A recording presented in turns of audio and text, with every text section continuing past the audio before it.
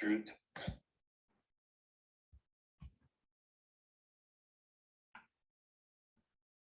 Hi, for those who are there, can you hear me well? Yes. Yes. Okay, great.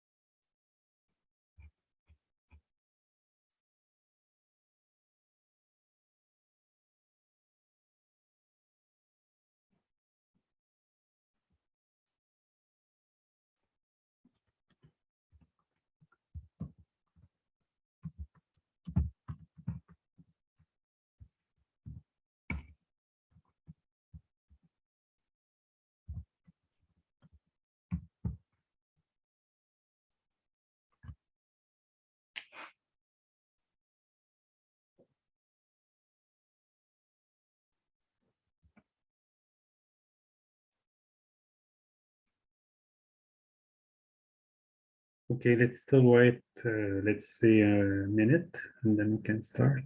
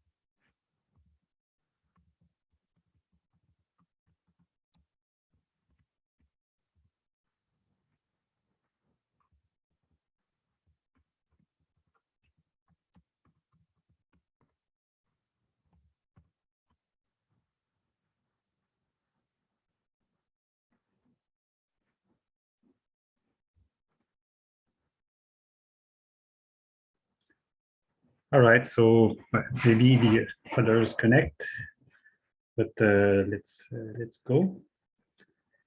So welcome everybody to this class, ECO 8041. So I'm Nicolas Leprechaussee. I was just hired by UQAM a few weeks ago. Well, actually, I became an official employee 3 days ago. So that's a bit why everything is just so at the last minute. So I apologize for that. But so here we are. So the usual teacher who teaches this class is on a trip right now, so he cannot teach it. Yeah, so just a few words about me. So I've been teaching in France for the last 9 years, well, and doing research and stuff. But so I came back to Montreal in September. So here I am, and as I was just saying, I'm just starting at UQAM. So I did teach once at UQAM very long ago when I was doing my PhD here, but maybe things have been changing since then.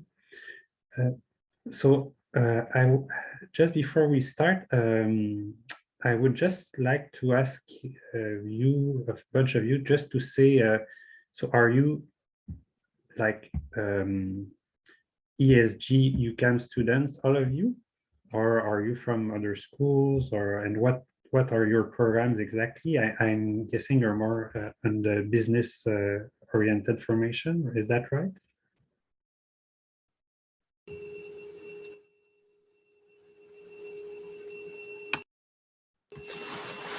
Yes. For example, me, I'm not in UCAM. I'm in exchange program, and I'm in international business master. All right. And is that the case for most of you, or? For me as well, I'm an exchange student from Germany and I study master in management. All right. I am an ESG student from France, but I'm a student here and I study for my master degree in gestion internationale. All right, all right. Well, I'll go also. For me, I'm studying at ESG and I subscribe, so I'm enrolled full time, but I come also from Europe, from Luxembourg. Oh, nice. I'm doing like my master's in operations management. All right. So that gives me a nice sample. If somebody else wants to pitch in, that's fine. Otherwise, we can. So yes, I'm also an exchange student and I'm from Paris. So so we could teach in French, maybe. So many people. Yeah. That's true. Where in Paris? Dauphine. Dauphine. Ah, nice. Yeah, I've been. I did my PhD. Part of it here at UQAM, part of it at Sciences Po in Paris. So yeah. Okay. And I'm in UQAM too, in strategic subject. All right. So I'm also in ESG at UQAM in gestion internationale, and I'm from France. Ah. Yeah, that's the thing. I think yeah, ESG and UQAM are attracting a lot of students from France. So that's yeah, that's nice. And is there a reason why you chose to take the class in English, or you just want to practice and learn the trade in English? I think it's to practice a bit because in France my English level wasn't that good, so I'm trying my best to improve here. Yeah, all right. Okay, so so here are things.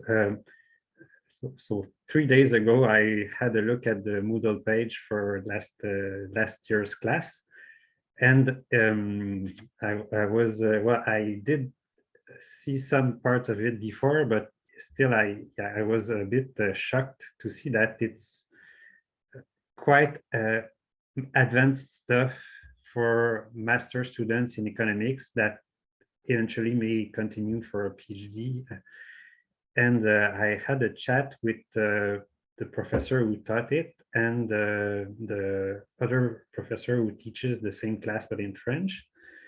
Yeah, and the professor who did teach the class who taught advanced masters in economics stuff told me that yeah, the advanced material was not something that previous students liked a lot because they thought it was quite difficult. And I had a chat with the other student as well, and the other professor who teaches the French section, and she does teach things that are way less advanced, and still says that students find the class quite challenging. So my impression is that even though you're at the master's level, there's a difference between a master's in your specific angle of study, mainly business or strategy, and purely economics. So there's a step there, and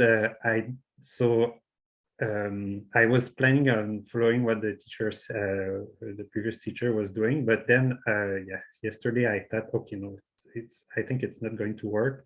So I'd rather so I decided to change the approach and do something that's a bit more accessible for most of you, since you may not have a huge background in economics.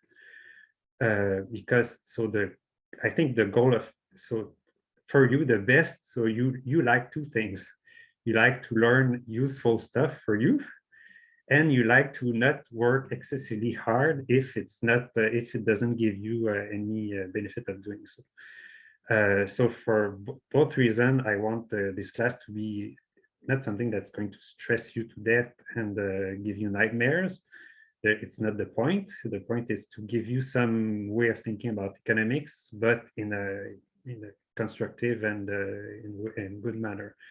So sorry for people who really expected something that was super advanced in economics. Maybe some of you would have liked. But I think for many of you, it's going to be more accessible to do it this way. So I'm going to show you the textbook we're going to use. It's going to be a classic textbook in international economics, so Krugman, Upsell, and Minutes. Yeah, so we're going to see that in a moment.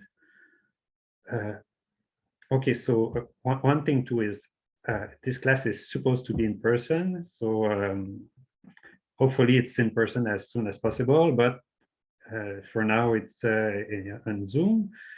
And all the classes that are taking place in Zoom, there is this advantage that it's easy to record. So I'm recording it, and I'm going to post it later on. Don't worry, I'm going to use YouTube, but post it as a video that you really you can't see it if you don't have the link to it. So it's just for us. So don't worry about it. Okay. Yeah, so let's jump into the class outline.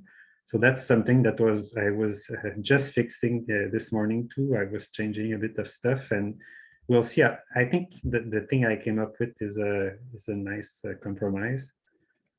But yeah, still I have some stuff I have to settle with you.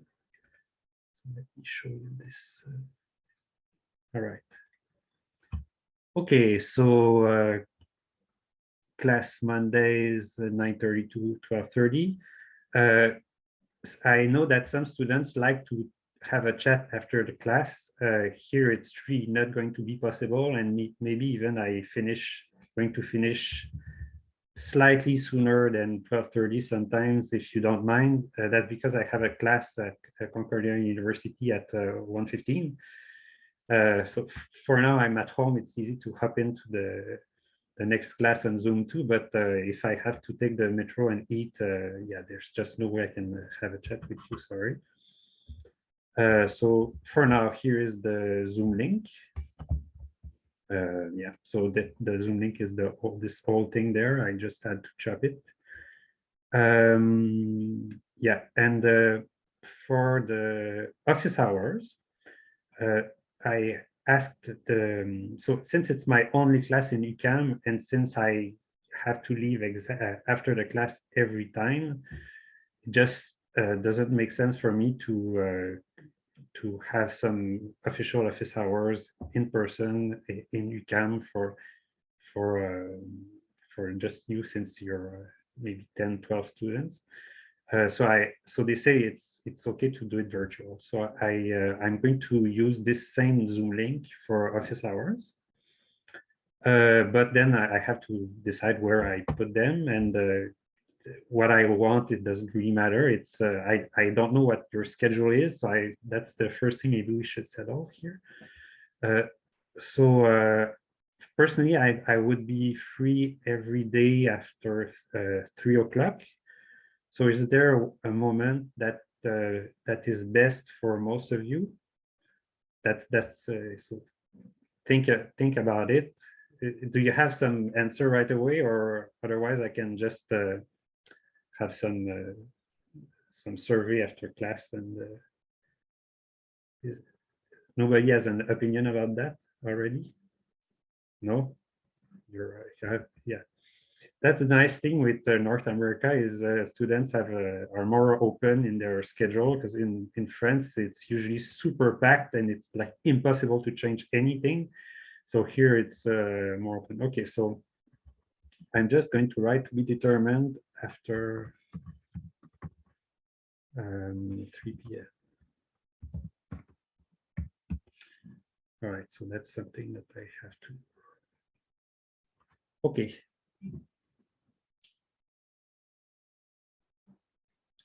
So as I was saying, it's officially a master's level course, but adapted with the material adapted to your background. Yeah, so the following of the objectives is to understand the basics of international trade theory from an economics perspective, and ability to analyze trade data. That's something that I think is important. And the previous professor also thought was important, but it's I won't be. I think it's not useful to spend too long for you to master some specific program that allows you to. We were optimistic in the past, I think, and making students work with data and things. But if it just becomes a class centered around the learning data, it doesn't make sense. So I'm still thinking about what I'm going to have you do. Maybe Excel will be fine as long as you analyze trade data in some ways. Yeah, still it's early in the semester.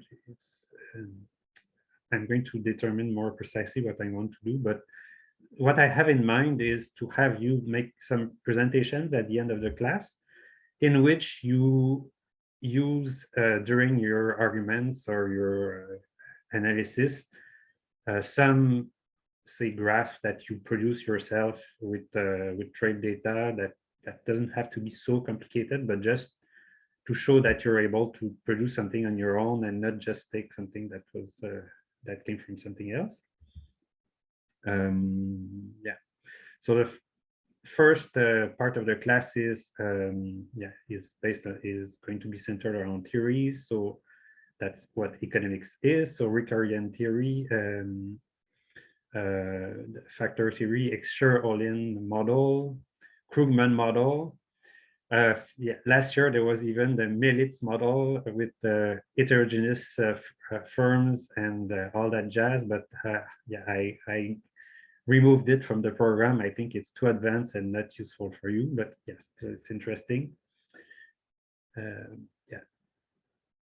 And then something that the professor said was liked by the students, especially for students who have your background, is some case studies during the end of the class, in which I give you some context or some things to analyze, where you already can read basically what the material is, And then you can forge an opinion on what the problem is, what the potential solutions are. And you're in a team of up to 3 people. And then you send me before class what your analysis is, like 1 page. And then you can discuss it in class. And so most of the evaluation is going to be based on the analysis that you give me, the 1-page analysis. But still, there's going to be say 10% that's just for the class discussion, just to motivate you to show up for class.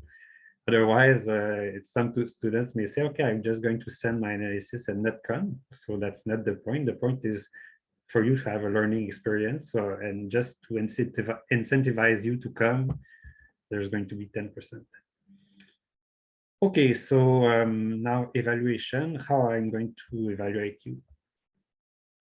This I just changed it a few minutes ago. I think this way is a nice way of doing it. If you have objection or you don't agree, you can tell it to me. I can always modify things, but I think this is nice. So the first section of the class is going to be devoted to learning. So everything that has to do with trade theories. And then I'm going to give you a problem set posted on February 14th to be given back March 7th, which is after the week off. So in that way, you can, I think this is nice for you because it gives you time to understand how you answer economics problems on your own. If it's super easy, you can do it quickly. And if it's surprising for you if there's too much mathematics compared to what you're used to, then you have time to ask me questions and say, oh, I don't know exactly how I should answer this sort of questions. So this is really to prepare you to the kind of questions that you may see in economics and analysis, and to prepare you for the sort of questions that I may ask you in the exam. So I'm going to put an exam on April 4th, which will be mostly cumulative with everything we have learned so far in the class. Is going to be an in-class exam of 3 hours. But so you see, it's a big exam, but don't panic, it's not worth that much. It's worth 25%. So that you still learn how to answer the sort of questions that I can ask you. So you have the problem set before. So the questions are going to be a mix of types of questions you've seen in the problem sets and other more open questions, or maybe Q&A questions that I'm going to see how it is. And so the exam is going to be sandwiched between the two case studies discussions that are going to take place on March 28th and April 11th. So you basically see that until March 28th, so before the last week is the last week of material basically that you learn. After that, it's case studies, where you basically have to analyze a problem using the sort of theories you've learned so far, and suggest solutions or answer the questions I'm going to ask you to answer. And these are fun usually. And then finally, the final 25%, so it's each of them is 15%. And then the final day of the class, which is April 25th, if I'm not mistaken, it's going to be individual presentations. So it's short, and yeah. So what I want you to do is something like, I think I'm going to be quite open about the topic. Usually, it's best if students have if you can pick what interests you, because I can suggest topics for you, but everybody has their own interest, and when you work on something that's interesting to you, you usually produce something better. So as long as you produce some original probably graph 1 or 2 graphs just to practice arguing with data and grounding your statements in numerical analysis. So that's it for evaluation. Is there a question so far, or no? All right. I'm sorry, I do have a question regarding the evaluation. So will point 1, 2, and 4 all count for the individual part of the grade where we have to pass at least 55%?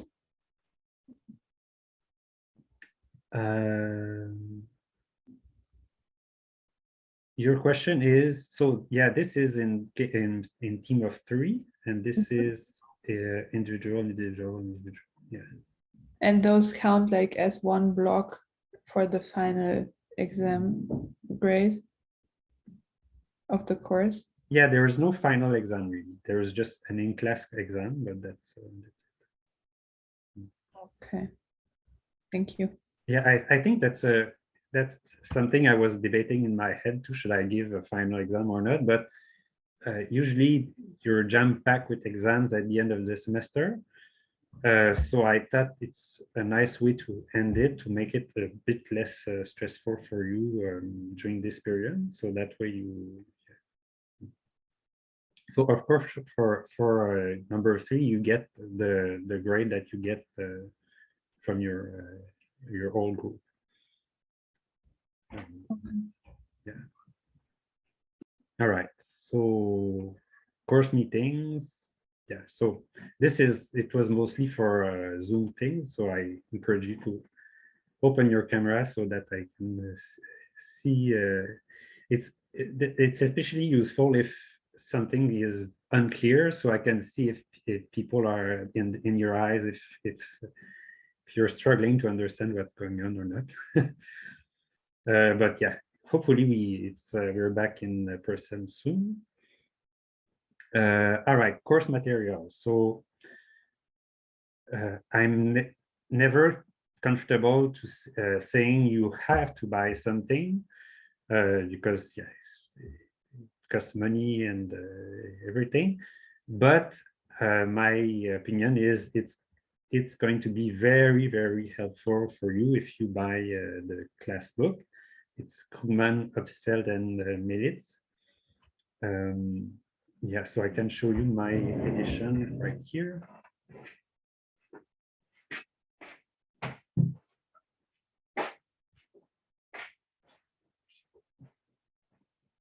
Yeah, so this is the 10th edition. Yeah, this one. And but so I've put here, there's an 11th edition, and I'm going to base my slides on this one. Yeah, so I'm going to stick quite closely to the book. Maybe if some chapters are a bit too short, I might do other things on the side.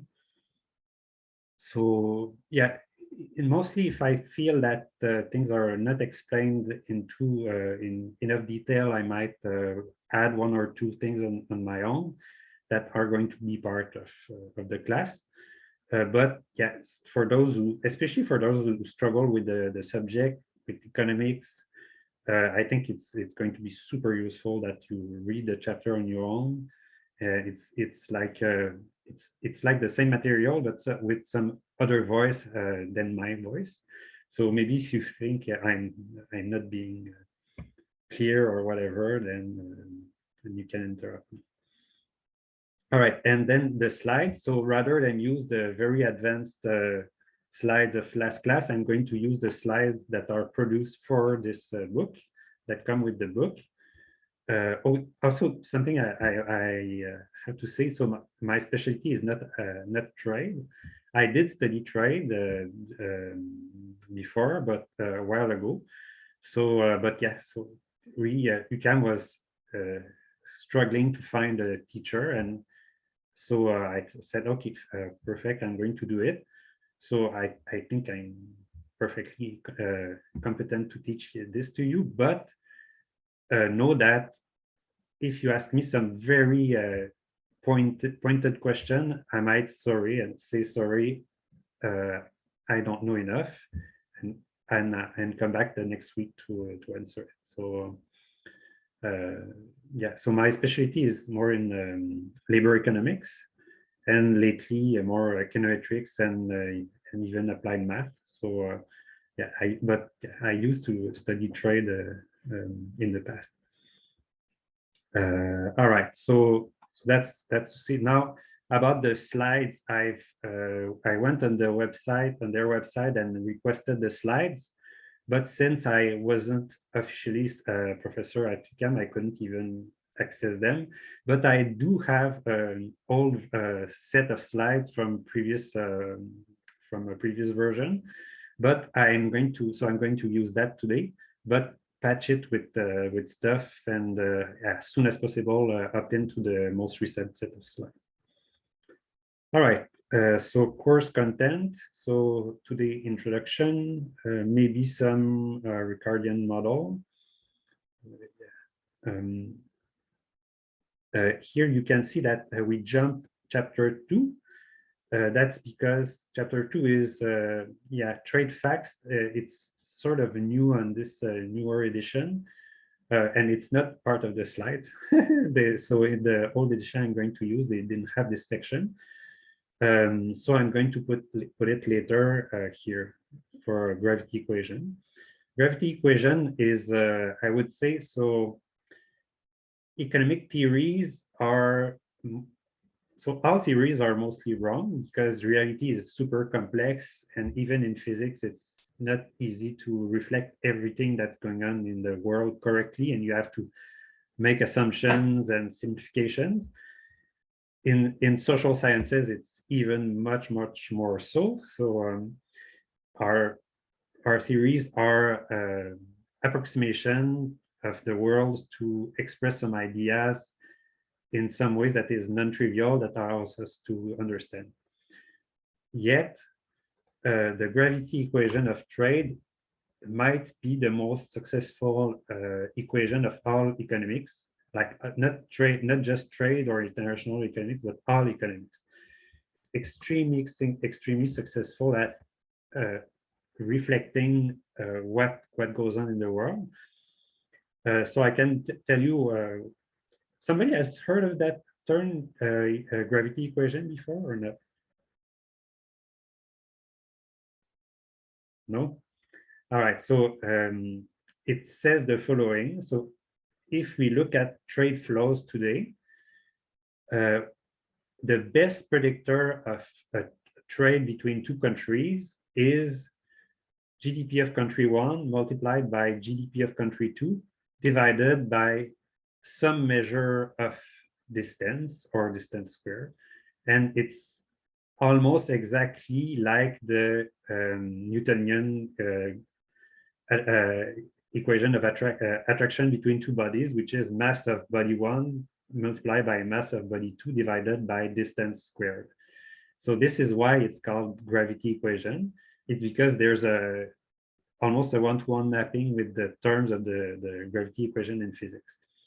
And it's we're going to see why it is the case that trade flows are proportional to GDP and inversely proportional with distance. Well, it makes sense, but what's amazing is how well the fit is, and how what economists care about is to understand what distance means in economics. So in physics, it's very easy to say, oh, well, what's the distance between the Earth and the moon? So we know what this is. Now, what's the physical distance between, say, Canada and France, for instance, that should determine the bilateral trade flows? That's more complicated, and that's what economists try to estimate. But yeah, so that's later, that's chapter 8. Yeah, so really the crux of the matter is going to be Ricardo. This is Excharoline. Yeah, okay, I'm not going to commit myself to some orthograph, but yeah, that's Excharoline model. It's a very famous model in economics. Oh yeah, here it is. Okay, sorry.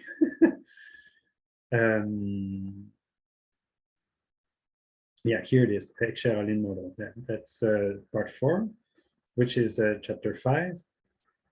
Standard trade model. Then, yeah, one thing that is quite useful too is Krugman. So some of you have heard of Paul Krugman before? Yes, no? So he's a columnist at the New York Times, but he's also a Nobel Prize winner. He, I think it's in 2008, if I'm not mistaken. Let me see.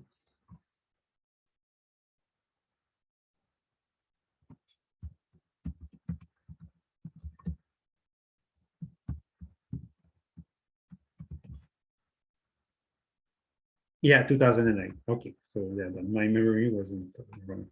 So he won this for his theories of that we call new trade theories, that are precursors to the whole idea of having trade flows proportional to GDP. So he really revolutionized the trade. So he's a top researcher in this domain. So we're going to see his model there. Then gravity equation, then international trade policy. So I think that's very interesting for you. It's applied things. So how states decide what should be their trade policy in modern countries. Then some financial globalization and financial crises. Yeah. So that's the menu. I think we should be able to do the whole semester with this. I think there is more than less. So because if I put less and then add stuff, you may say, oh no, but you said that wouldn't be there and now you're adding stuff. So I prefer putting too much and then removing stuff if we don't have time. So you don't get mad at me. So yeah, but if I feel that some chapter is maybe too advanced or not too useful, I might remove it. We'll see how it goes. Yeah, so that's about it for the class outline. So again, question before we start the introduction. No question. Okay, yeah. One thing too is we're a small group. So when I teach to like 250 people, then there's always 1 or 2 people at every instant that have something to say. So I tend to say, oh, okay, let's stop talking, because otherwise I can't go on. When it's a very small class, it's the reverse. So sometimes people, so nobody has anything to say. So what I want to say for you is please express yourselves as much as you like. That's what makes the class interesting for everybody, is questions, reactions. Otherwise, I could just have recorded the class before, and it's not all that interesting. Plus, there's the added benefit that if you interrupt me a lot, then I can't go that fast, and there's less material at the end for you to study. So think about that. It's useful for everybody if you interrupt me. And I won't get mad under control. All right, so there's just the last thing to settle here would be the office hours, basically. Or yeah, I'll just leave that like this, and next week I'll post it as official. So if you disagree with something, I'll post it on the Moodle page. If you disagree with it, you can react to it and email me. Oh yeah, that's something too. The Moodle page, I think, is not up yet. I'm not sure. I think it should be soon, hopefully. Has somebody being able to see it or not? The Moodle page for the class. Did you go on it and see it or not? Yeah? Yes or no? Yes? Okay, so you're It's not. just the Zoom link. That's the only thing on it. Yeah, okay, fine. Oh, fine. Okay, I'm happy. It means it's up, so I can put stuff on it, because it didn't exist like I think yesterday. So yeah, everything is just starting. So I'll post the class outline there, but yeah, I might still modify stuff until next week. So if you have something to say, just say. Okay. Oh yeah. Last thing maybe to say is yeah. So ask questions. If you think that something is wrong, that so in what I'm saying, then please say so. You're just going to look like a genius, and everybody is going to be so happy that you fix things, and myself too included, because it's not nice to study with bad class notes. So please do so. All right, and finally, so it's a very long class, so it's 3 hours. So I suggest we take a break after, let's see, an hour and like 20 minutes. So it would mean yeah, 10:40 or 10:50, something like this. And we can take, let's say, a 15 minutes break. And then we can go on with the rest. I always forget breaks, or not always. Sometimes I really need a break. But if I forget and I'm just caught up in the class, just interrupt me and say, "Oh, please, we need a break." So everybody needs to settle down. All right, so that's it for that. So let me just open the chapter number 1.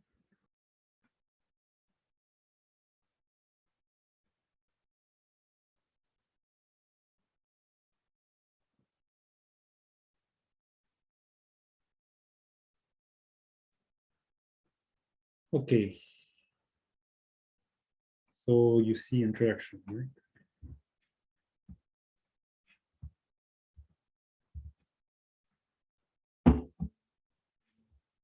All right, so these are all notes, so don't, I think some statistics are from the 1990s. So that's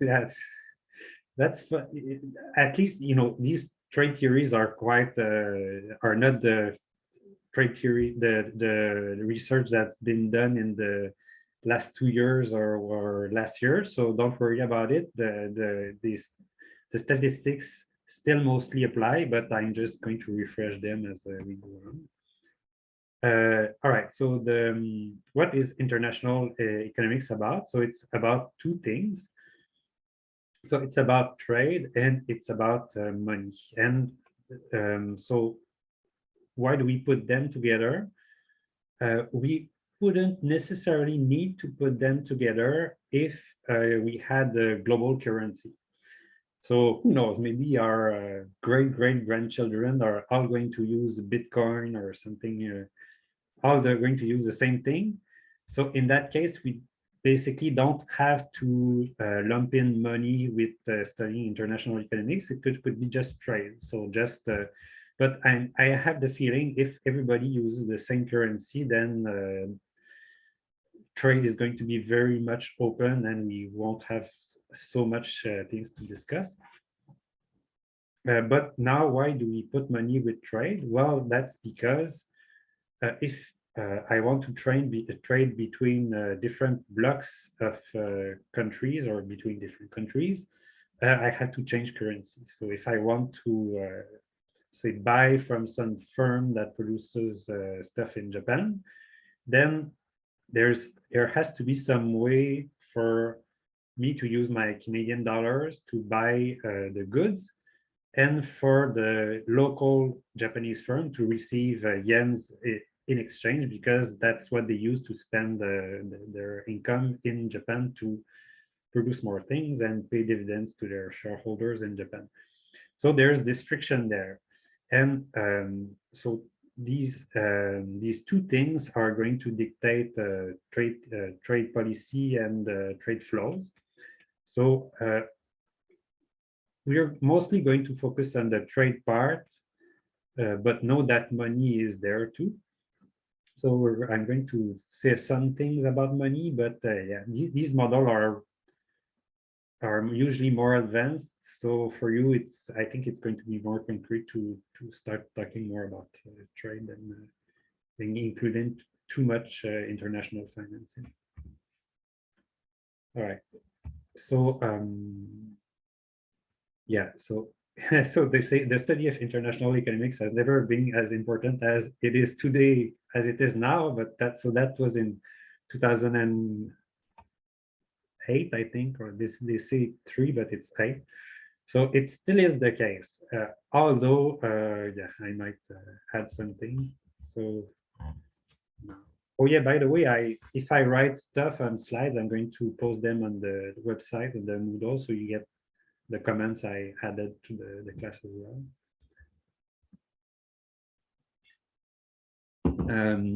So now it's still important, but it's yeah, less, let's just say it's less hopeful period for trade, for international trade.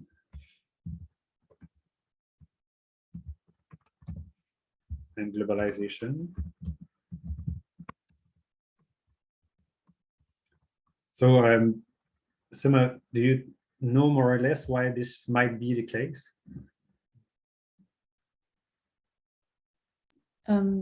There are many countries who are employing protectionistic strategies and don't want to further engage in trade. I think China, for example, and the US to some extent as well, and also Eastern European countries. Oh, I didn't know about. So what do you mean Eastern European? I think that to some extent they also are politically being more protectionist, and with that they also close off their trade. Oh, that's a neat thing. So yeah, that's oops. Protectionism. I'm going to say including. So because everybody knows about the US and China, of course. But yeah, this I don't know everything that's to be known about every region in the world, but yeah, it makes sense. Well, I trust you. Yeah, other reasons.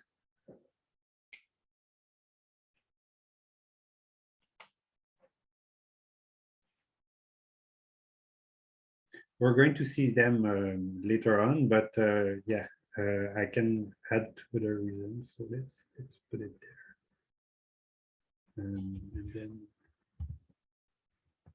there's also yeah, there was the 2008 crisis, which was very hard on trade flows around the world, and also now COVID, of course. Which it was horrible for trade.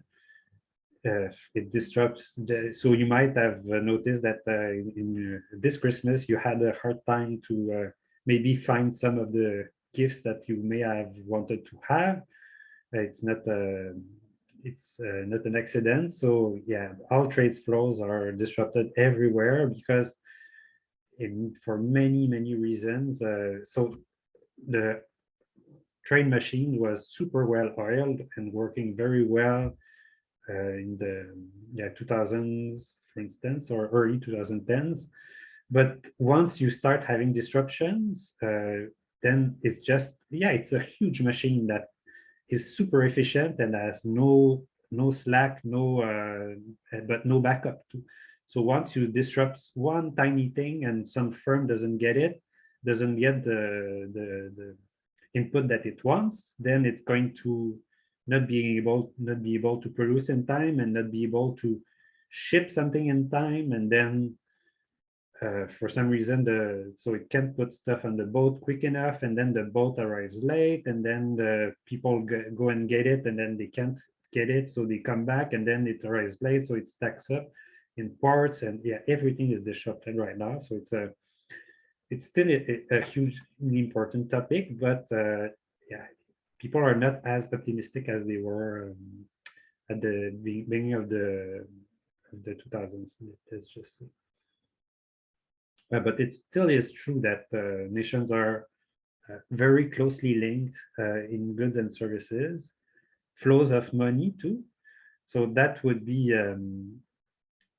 that's something that's being transformed all the time. And now with so I'm not going to go too deep at all into cryptocurrencies or anything, but yeah, people find very original ways to transfer money everywhere very easily. So even if some states try to curtail the flow of money between nations, it's more and more easy to invest somewhere else or make money somewhere and get back the profits to your home country.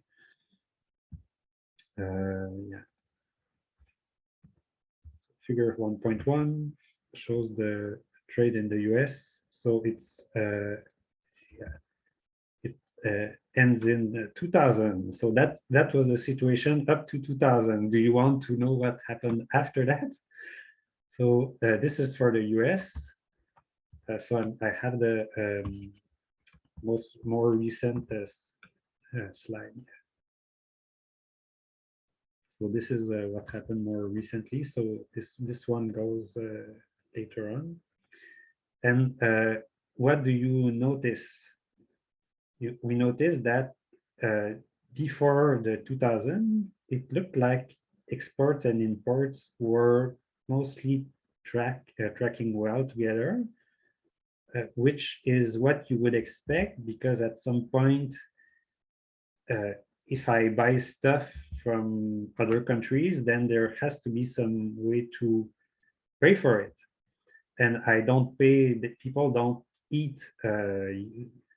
So if it's Canada, for instance, they don't just say, oh, we're happy to receive Canadian dollars and bury it in our backyards. No, they want to use them in some ways. And how can you use Canadian dollars if you're somewhere else? Well, by buying Canadian stuff, for instance. So that should be the same for the US.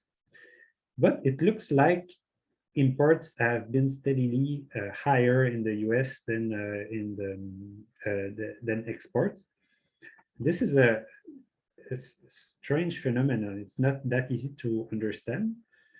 But yeah, what people mostly think is that a lot of people are just happy to accumulate American currency a lot. So yeah, a lot of countries. China has huge reserves. Lots of European countries or Middle Eastern countries, they are accumulating American currency because it's just felt that it's super stable. So it's a very nice reserve to have. You just know that whatever happens in the world, it's very unlikely that the US is going to disappear and you are not going to be able to spend your American dollars. So it's a very good security for them to have it. It sort of replaces other traditional ways of having reserves, such as gold or other things. Of course, euros may be some other reserve currency, but the US always is. So that's one thing.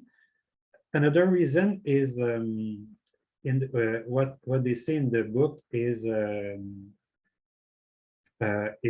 that a lot of people invest in the US.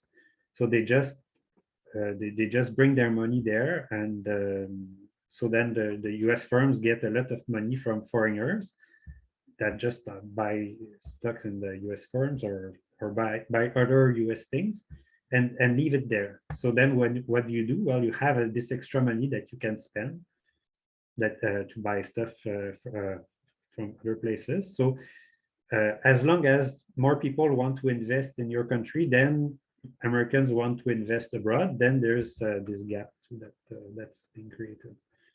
Yeah, so that's something I should say.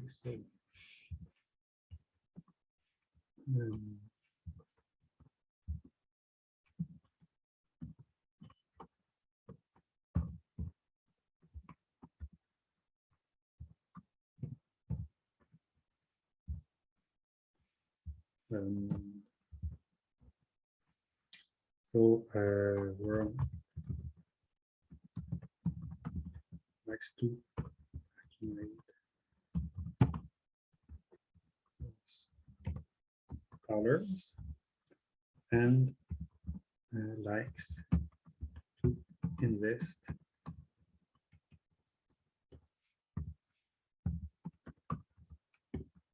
in the US economy.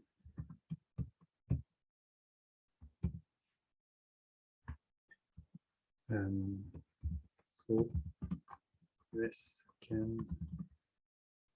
enjoy this surplus and imports.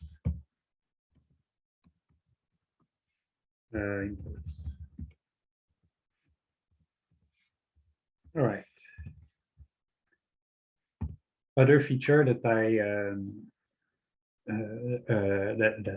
I was talking about is, as you can see, so this was early 2000s was a very optimistic time, but then so there was a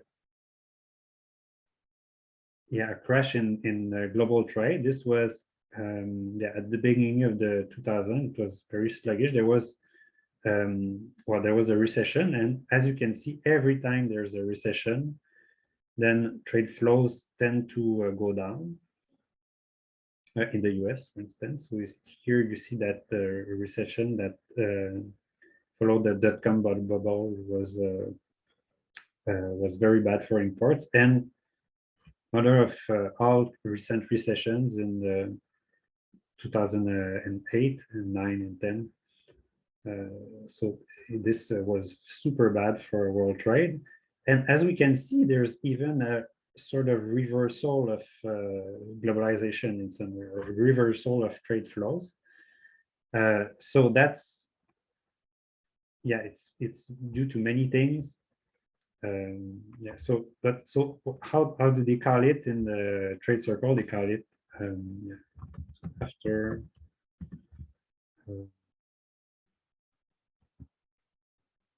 after 2000 and 2010. So we call it. So in English, they always like to coin new words. So then they say it's slow globalization,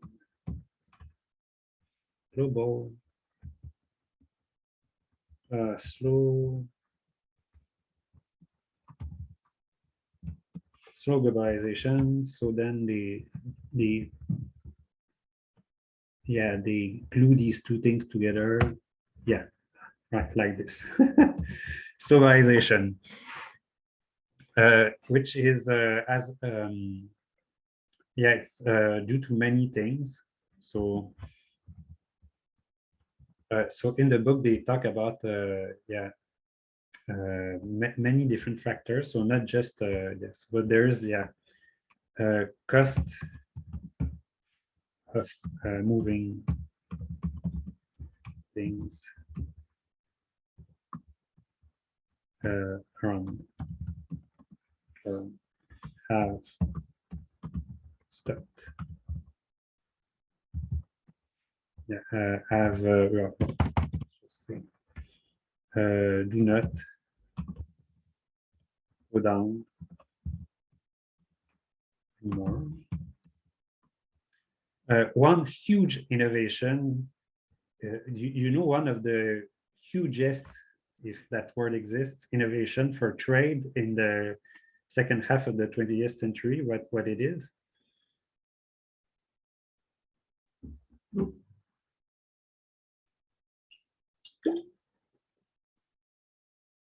No? Nobody has a guess? Can you repeat the question, please? What was so this increase in globalization in the US and in the world was fueled by partly by innovations to transport technology. But it's beginning to slow down here because we don't have all that many new innovations. So, but some of you know what is one of the most important innovations that happened for world trade in the 20th century. So yeah, plane is one, of course, but more at the end of the 20th century. Transformed everything. Maybe cars and ships and trains. Yeah, it did. So trucks, yeah, that's yeah, of course, but there is one specific thing for international trade that was super helpful, but we don't necessarily think about it.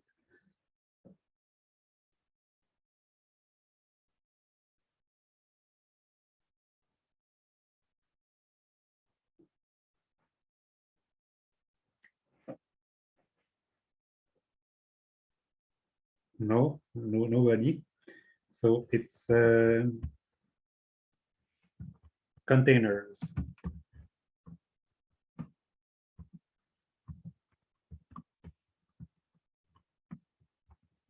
Oops, yeah. So let me put this small.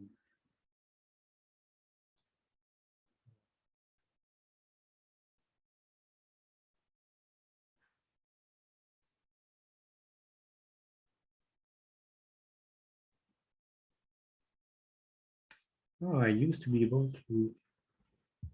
Oh yeah, all right. Too much stuff to write. Yeah. So containers was extremely useful because before, like if you think early 20th century, the ship arrives and then you have you must have seen these huge grain silos in Montreal with five roses on the sign. Well, that's so what you would have is these huge silos and these huge pile of things, and it took forever for people to charge them on ships, unload them, many days. But then we invented containers. That's just a box. It looks very trivial if you think about it, but this changed everything because now you put something in the box in China and then you don't have to care about it. There's a lock on it and you just know that you have to move the box until it reaches, I don't know, some city in the US, and so it's just so fast to load and unload boxes.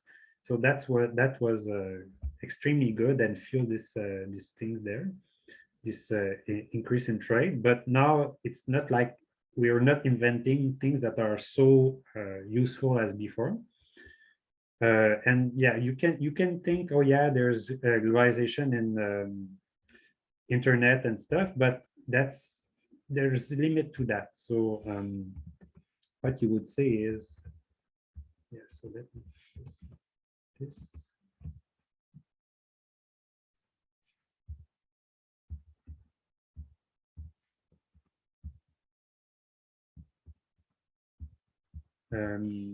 So there is a shift towards services. So and if there's a service to rather than buy some scissors or some clipper from China, you just go to the hair salon, then that's just it. You cannot have some Chinese worker ship their service to the US and cut your hair here. So you need some worker in the US to do that, or in Canada. So that's not as easy to globalize as merchandise is.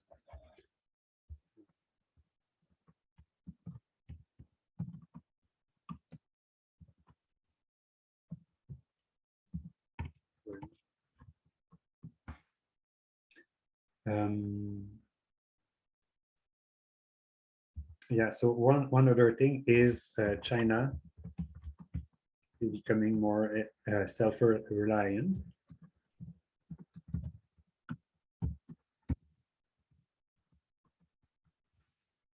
So they have now that they're much richer than they used to be. So they have a big local market, and so they don't really need to ship all that much more stuff to Canada or the US. So that means that the US doesn't import all that much more from China as it. But here during this period was a crazy shock of all the new goods that came from China and from Asia and other developing countries. And as we have said, there's a rise in protectionism.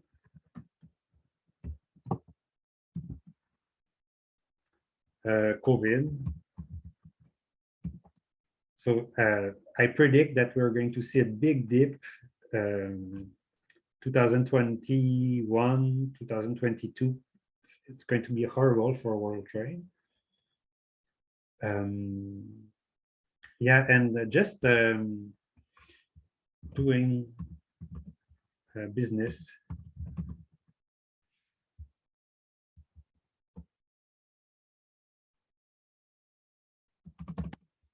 with China, not as friendly as before.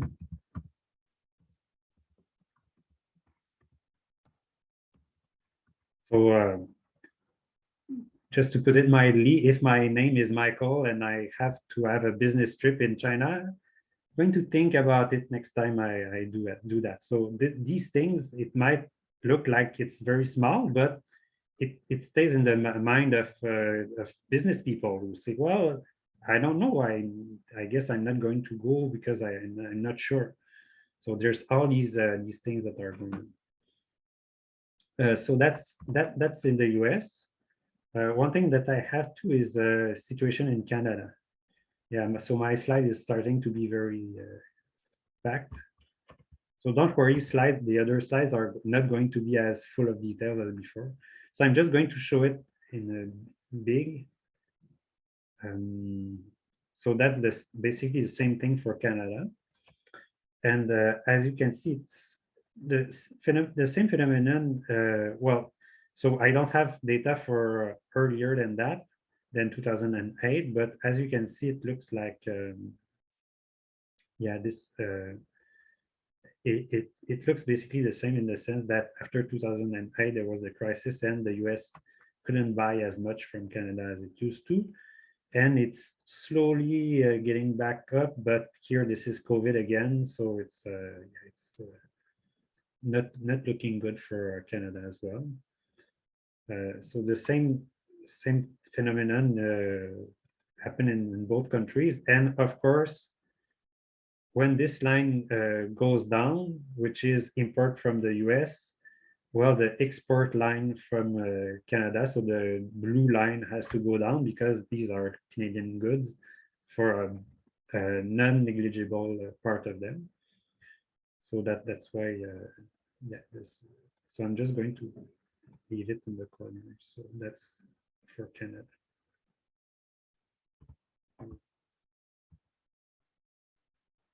Again, just to, so I'm going to post this this slide with all the details, so don't worry about it.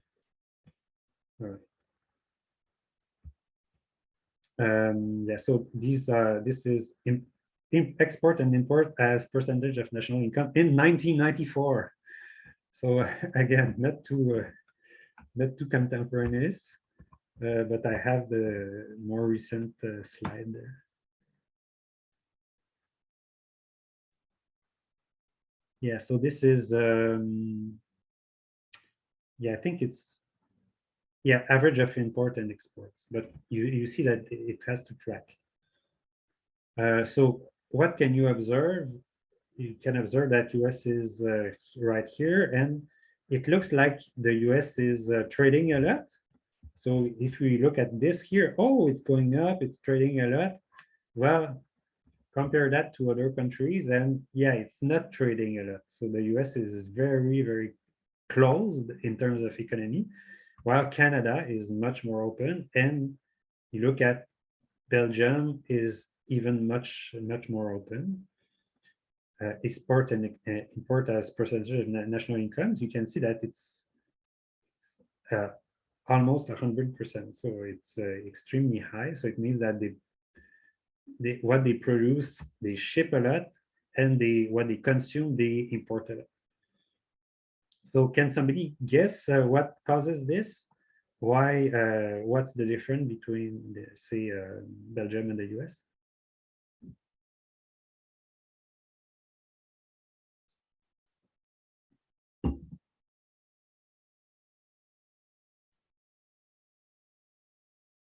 Maybe it's the fact that Belgium is a little country, so they don't have much space to, I don't know, example, have many farmers or to be self-sustainable.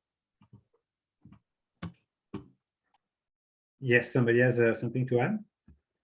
Maybe also the geographical location can be a reason, because in Europe everything is quite centralized, so it's faster than to travel something over the water from the US. Yeah, so that's exactly right. So what we observe is large countries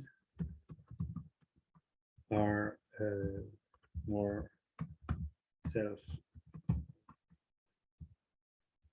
Why? Well, because they're large. So large means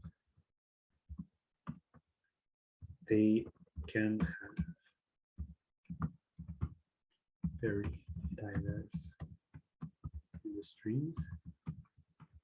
So for instance, the US imports a lot of oil from Canada, but they also, if they can't import oil, they can produce shale oil quite a lot.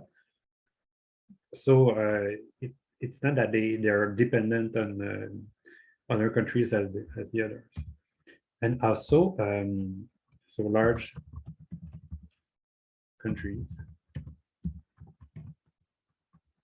have fewer close neighbors.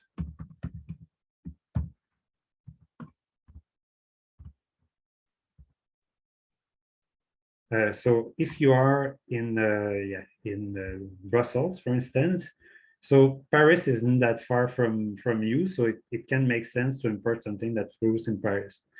If you are in I don't know, in some country in the middle, some city in the middle of the US, so, and if you ask yourself, well, I'm going to import something that's as far from me as Brussels is from Paris, well, all the other cities around you are from the same country. So it's just that if you really want to start importing stuff from other countries, you have to import them from much farther away. It's possible. I mean, a lot of countries import stuff from China, so this happens, but it still is the case that trade costs are bigger, they're more important. So small countries, even if you are, so in the case of Belgium, for instance, so they're inside the European Union, so it's very easy for them because they have the same currency, and many of the legislation around trade policy are the same. Yeah, but even some other small country that wouldn't be part of the Eurozone, for instance, it still makes a lot of sense to have close trade relations with Europe. For instance, the UK. And yeah, let's just say that economists in general were not thrilled to see the UK leave Europe. It's really like trade-wise, it really is shooting yourself in the foot. So yeah, but of course you may have other yeah. Okay, yeah, I'm going to read this. All right.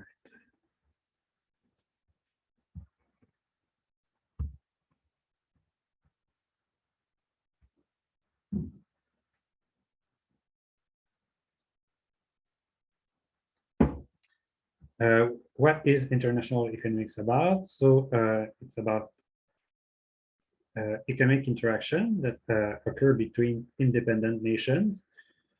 So yeah, as I've said earlier, so the important things are two things: borders and currencies. Yeah.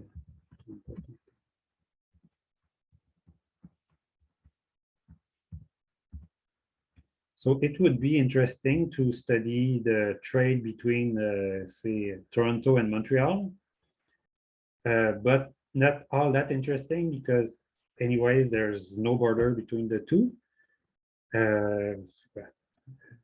As long as there's no referendum and Quebec stays in Canada, there's no border, and there's the same currency. So it's interesting still to see if one city is going to specialize in something and the other in some other thing, but really there's no action.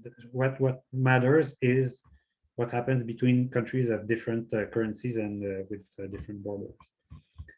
And by the way, something that's interesting about Canada too is that so trade used to be much more restricted before, like in the, say, in the 19th century. So countries really liked to be big because then you had the same, say, kings, or you had the, I don't know, Queen of England that was still the, so yeah, still after the Canadian Confederation, we were more independent, but still it made sense to be under the same king and be able to use the same currency and everything. So a lot of Canadian trade occurred east to west. So between, say, Upper Canada and Lower Canada, between, Toronto and Montreal and Quebec City, for instance. But nowadays, a big success of the 20th century has been the integration of North America.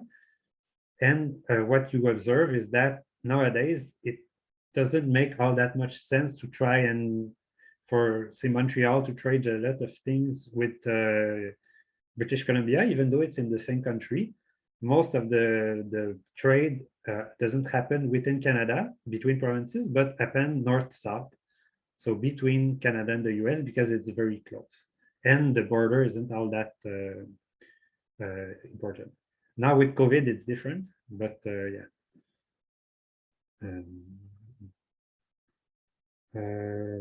Yeah, so role of government in regulating international trade and investment is substantial. So if we take a more Canada-centered view, so yeah, let me add this as a note there.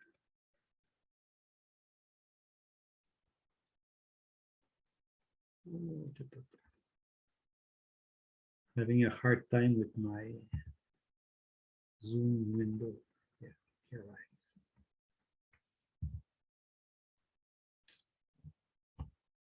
So maybe I finish with this point and then we can take our break. So yeah, Canada is inside. So do you know which treaties it is?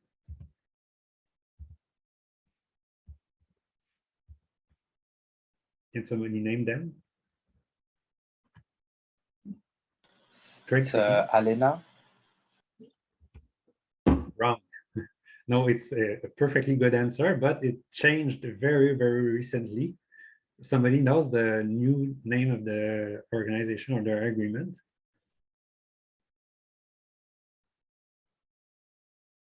No, so it's the CUSMA for it's Canada, United States, Mexico agreement. So yeah, so people wanted to reform Elena for a very long time. So yeah, that's the new thing. You guys should know, but I can't recall exactly what was the big change between Elena and this. I'm guessing they changed it. I should check it maybe. But yeah. What else?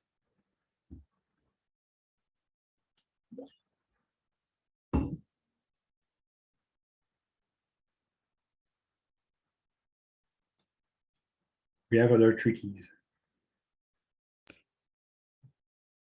Isn't there like that agreement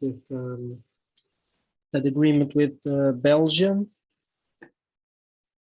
and Canada that like got some debate in Europe not so long ago?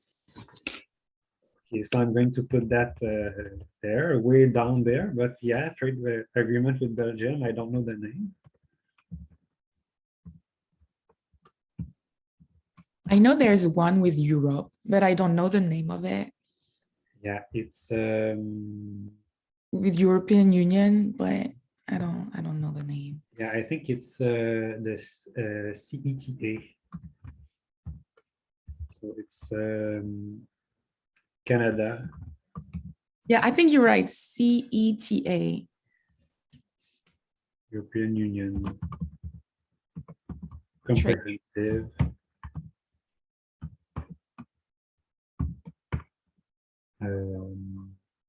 Economic and trade agreement.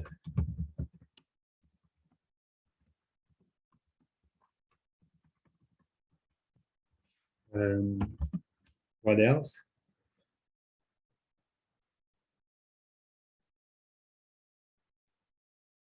There's a big one that's important.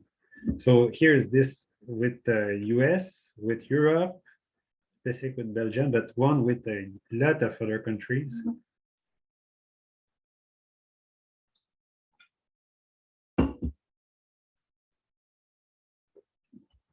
Is it NAFTA? Yeah, NAFTA was Elena, so it's okay. It's I'm going to give you a hint. It used to be called the GATT, so General Agreement on Trade and Tariffs, but then it changed in 2008 maybe, or before that. Yeah. Anyways, it was a GATT before. No. WT. So what's W stands for? Oh, World. I'm disappointed. World? No. Yes. World Trade Organization. Yeah.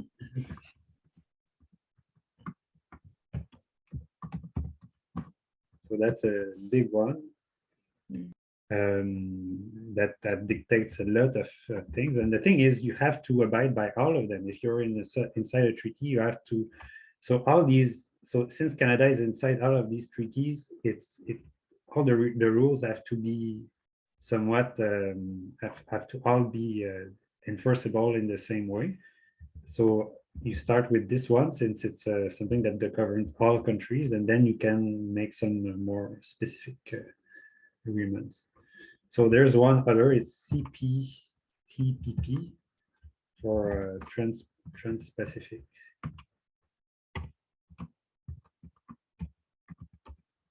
And other things. There's one with the UK, but I won't. So, and there's in total, I think there's 101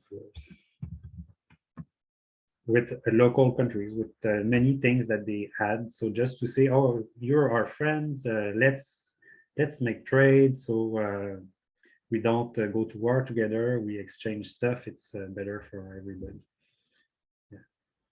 Yeah. All right. So why don't we take a small break and come back? Like I have 10:52, so 11:05 maybe, something like that.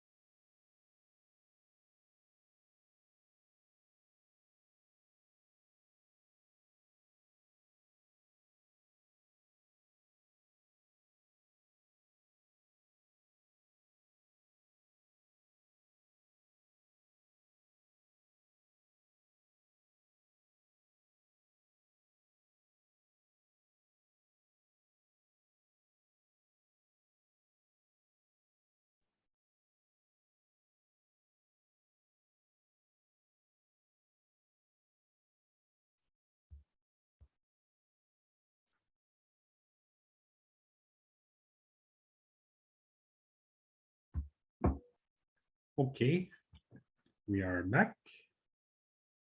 Hope most people are still there. So yeah, where were we? No, yeah, I think it's not 101 others, but 101 in total.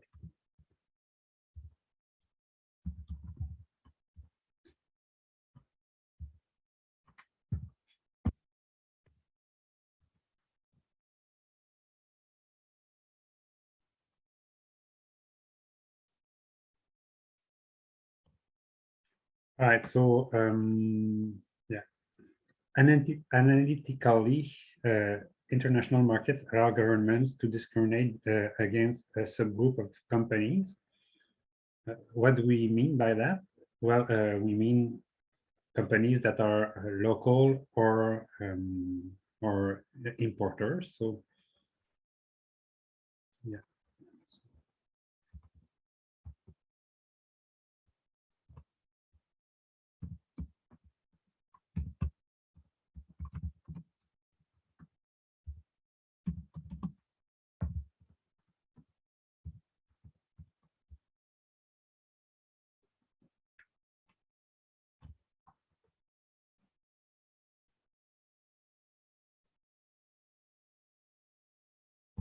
And what do trade agreements do? Well, most of them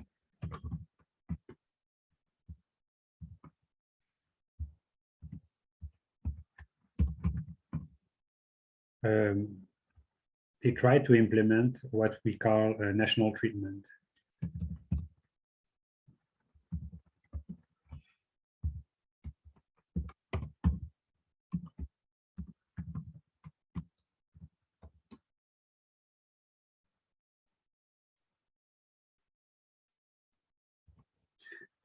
So what this means is once a good has entered the borders, so you could still treat some, you could still have, say, a tariff at the border, but at least once it's inside the country, then a good that was produced in Canada or a good that was produced in the US or Europe should be treated the same. And that's what they asked, and that foreign companies asked. And if they feel that there's something that makes makes them disadvantaged compared to local companies, then they can go to have this settled in courts.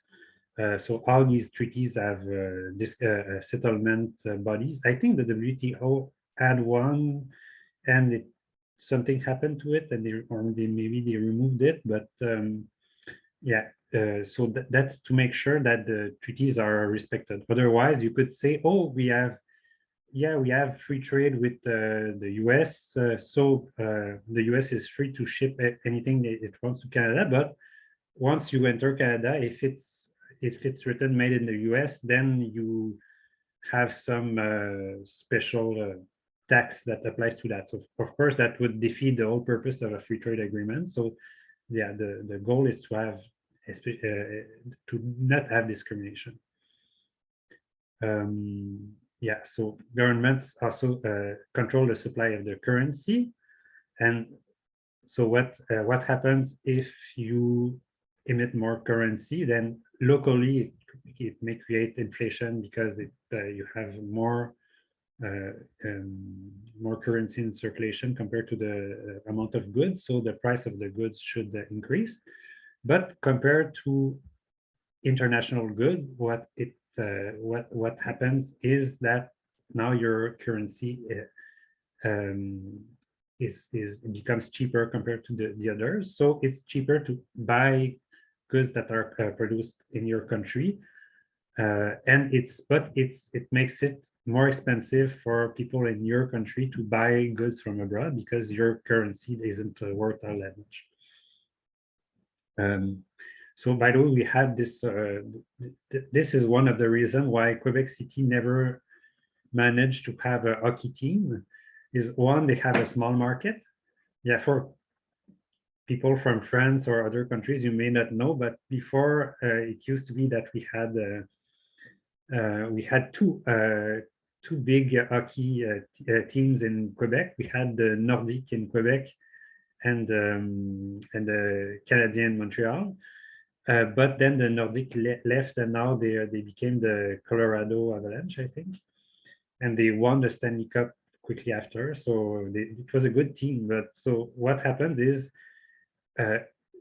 Canada must at some point try to attract foreign teams, and they have to compete against teams that are paid in US dollars. So if the Canadian currency doesn't have a lot of value, then players are going to say, well, I'm not from Canada anyways, so when I go back home, if I'm paid in Canadian dollars and I have to convert that to my national currency, and it's not worth a lot, then it means that it's not all that good for me, so you have to pay me more. So that's why a small city like Quebec City had such a hard time to pay its players. Yeah, recently one other thing is I could add is the great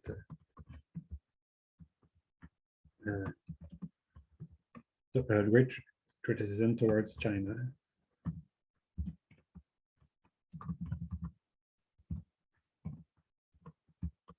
Basing the yuan to make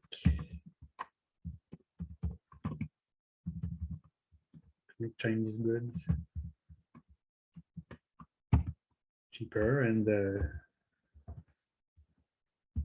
so this is especially what Trump was saying too, but it's not just Trump. So lots of people are saying, yeah, it's very hard to compete for our local producers against China, since they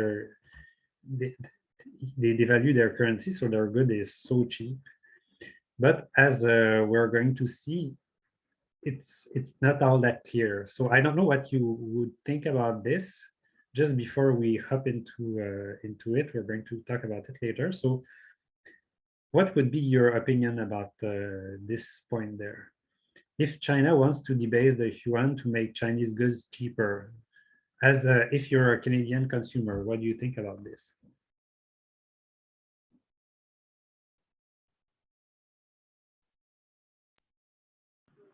I think it's good for Canadian consumer because they can like buy goods to a lower price. Yeah, that's exactly what I was going to say. So, but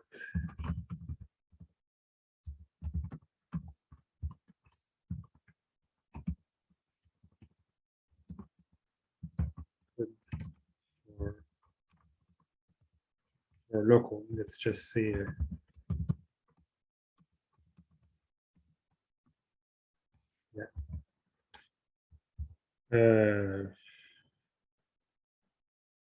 Yeah, so cheap Chinese goods are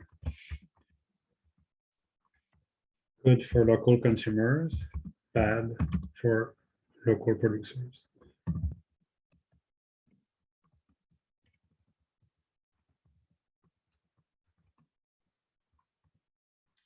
So every time you hear, oh, it's unfair, China's competition is unfair, so it's usually say a Canadian producer who is trying to get solidarity from the consumers, but it's not all that clear. For consumers, it's very good to have cheap Chinese goods, and it's especially good for low-income people.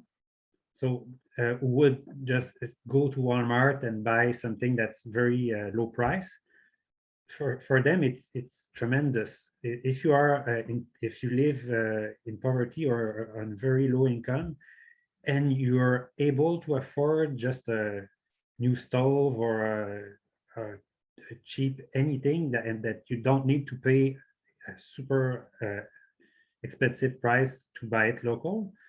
It's just so. For instance, during Christmas I went to buy boots, and so my boots cost a bit over $100, so not too expensive.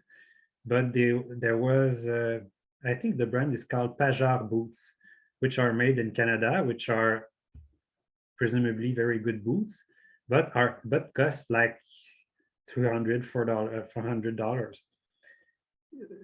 So for me, it's just a bonanza to have cheap boots produced abroad.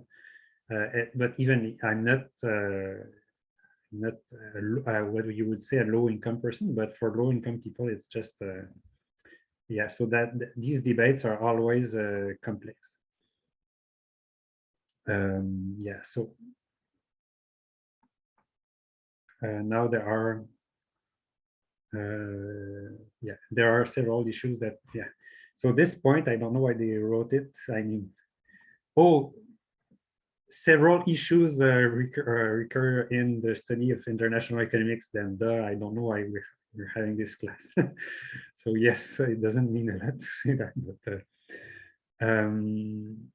yeah. So one thing I can ask is what determines trade?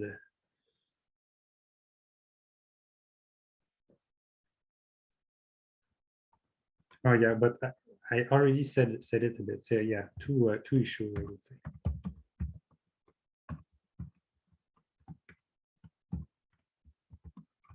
Is trade good?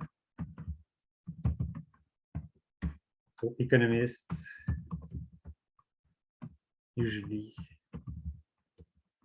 say yes.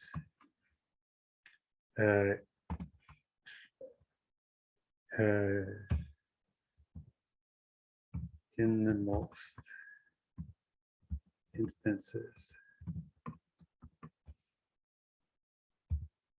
And what determines trade?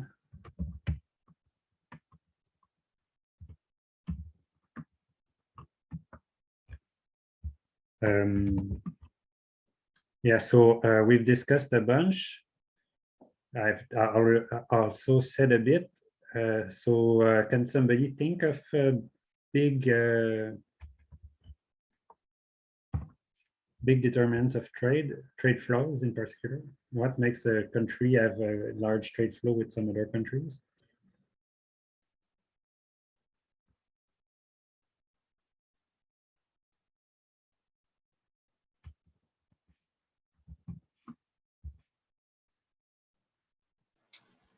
Like depend on the currency. If the currency is like lower, other country can buy more, and this country can be like in the market like more efficient. Yeah, currency is one, although it's not the most. What I'm thinking here is what are the no, it matters. So especially if you have single currency. Maybe industries, like countries have things to offer to countries that cannot make some stuff, like maybe they don't have enough, I don't know, a land to cultivate, or they don't have enough factories, so they have to trade to get a few items that they cannot make themselves. Yes, exactly. And so somebody knows what the economic term is for that? That's not Ricardo stuff. Yeah, Ricardo stuff. All right. Is it the comparative advantage? Yes. So let's use a bit more technical terms. So comparative advantage, exactly.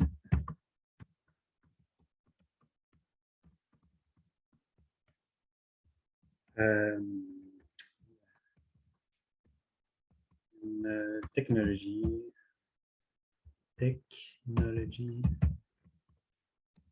land, resources.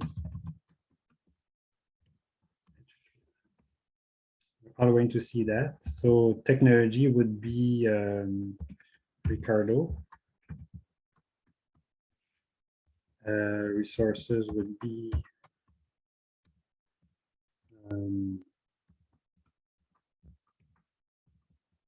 not sure if I'm writing it properly.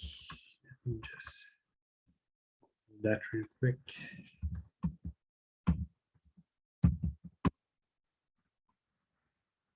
Yeah, lots of letters in the picture.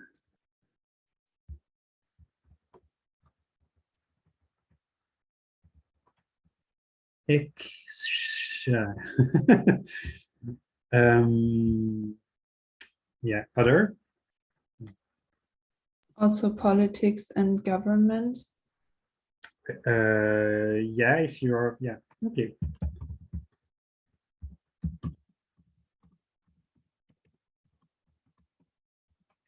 I would say openness.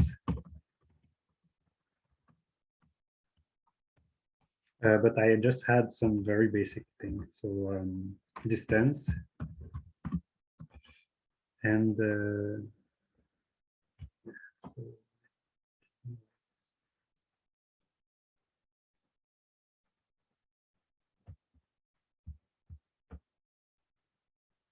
distance and size. If you're a big country, you trade a lot. So even if the US is very closed as an economy in proportion to its GDP, still they trade so much. They import so much stuff from China just because so many people live in the US.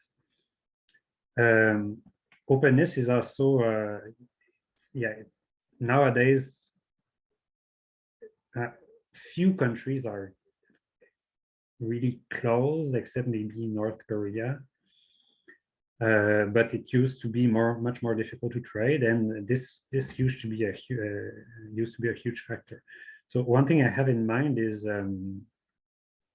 a question that economic historians ask themselves: is why did industrial revolution happen in Europe or in England compared to some other region, for instance, before? And lots of people would have said that it should have happened in China, because China was so rich and trading with everybody and so advanced technologically, all the good technology that Europe had in Renaissance and later, they mostly came in some ways from the East. But yeah, the thing is, China used to be much more open, I think, in the Tang dynasties and the earlier dynasties, and they had explorers that explored up to, they sent huge fleet of ships to Africa and stuff. But then they had reversals. Some later governments or emperors decided that they didn't really care about the world, that China was so big it didn't need anything from the others, so they closed down the country, and that was a huge blow to it basically made the country much more stagnant compared to what it used to have been. And perhaps, who knows, maybe that the Industrial Revolution could have happened in China like 200 years ago if it wasn't that close.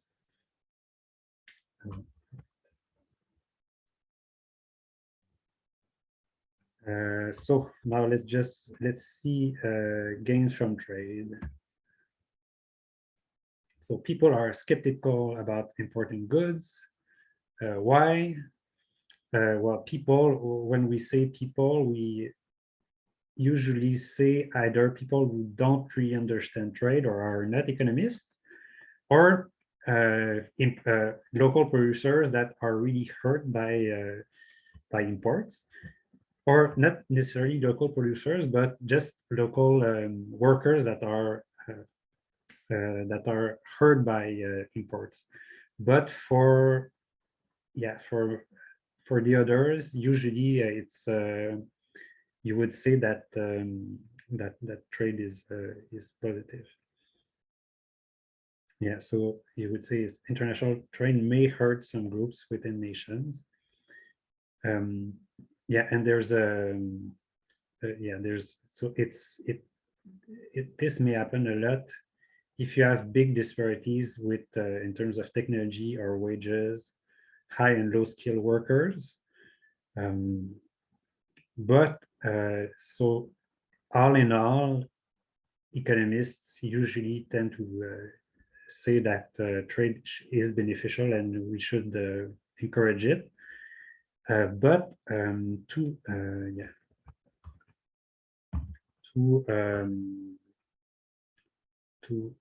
would say to dampen trade shocks, many trade treaties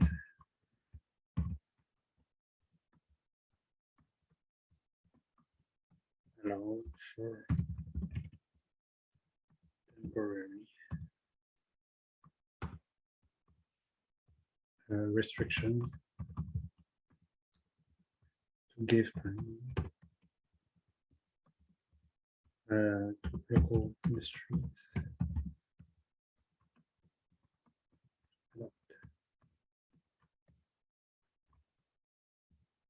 So in the case of Canada, this had been used a lot as an argument by the US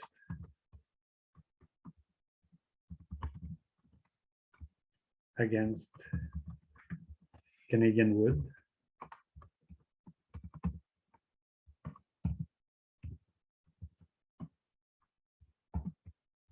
So they impose what we call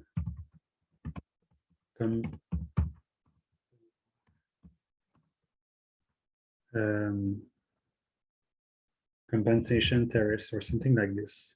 Compensatory tariffs. Yeah, I don't remember exactly the technical word they use. But they say, yeah, we have local American wood producers and they cannot withstand the competition from these evil Canadian wood producers that produce wood that is too cheap. So let's impose compensatory tariffs against them. And so Canada has lost so much money because of that. And it's been in dispute for decades. Now it's sort of being settled, but never completely. And all the governments, Trudeau has had a lot of on its plate with this, but even previous governments. Yes. So that's so it doesn't mean that it's always used in the most appropriate way. So yeah, it's true that American wood producers would like to not have any competition and be able to charge a high price for their wood, but trade is trade, so you gain some and you lose some.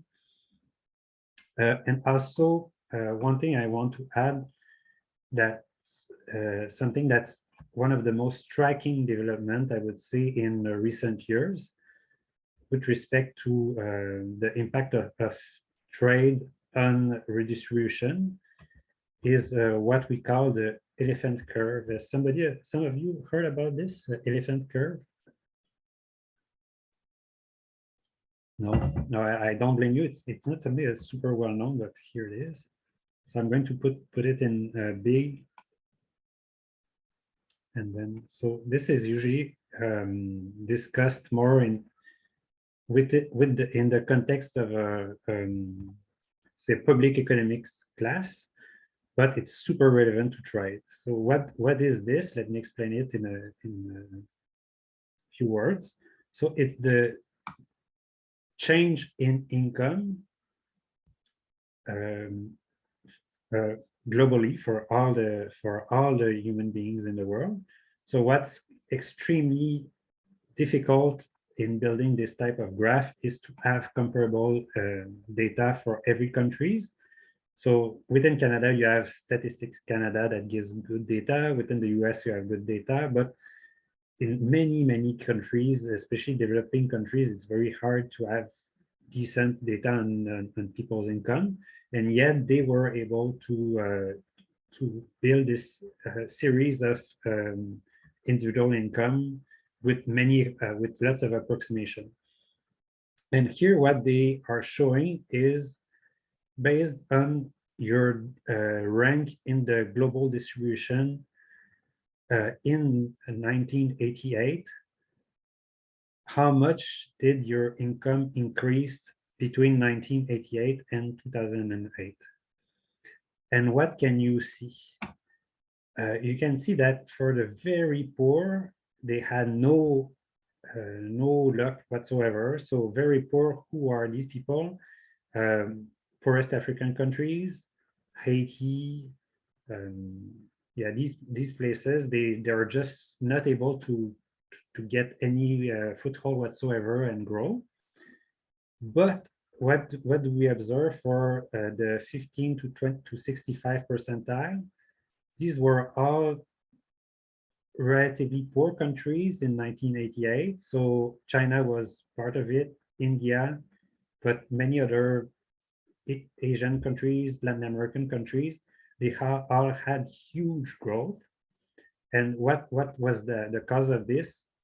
Global trade. By far, they were able to industrialize thanks to investment from rich countries, thanks to importing to these rich countries. So they were able to gain some income. They're not rich as Canada or the US by any means, but their life is just so much better than it used to be in 1988. And if you could go back to the 60s, and it would be even better. But then what do you observe here? So this is the middle class in the industrialized countries in the 80s. These people didn't make any gain whatsoever, and even they lost foothold. So so these people were all hurt by trade, or not hurt very badly, because still but they remain at zero. So all this gain was thanks to global trade for developing nations. But so when you have people in rich countries that say, no, we don't like trade, we're hurt, it's not like what they're saying has no value. It's you can totally see it there. When they say, no, we're feeling we're staying poor and we cannot make headway, it's absolutely true. But here, what you see there, that's the 1%, 0.1% global elite. So that's Jeff Bezos and Elon Musk and all these guys. They're extremely, they're making a fortune with Amazon and with selling all over the world. But yeah, it's absolutely true that that life has been tough for middle income people in industrialized economy. Yeah, so that was my 2 cents on it. So I'm just going to put it here. So that would be something that we would talk about more when we talk about distribution, but it's clearly caused by global trade.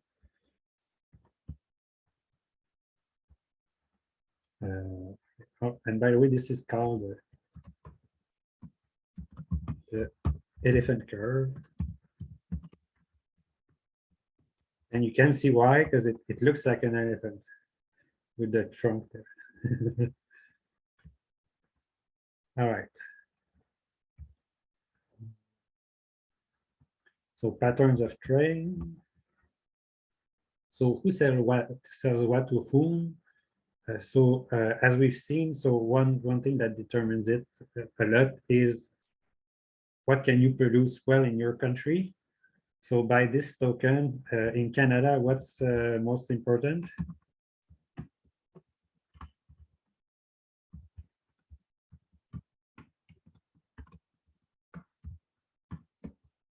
Can somebody guess?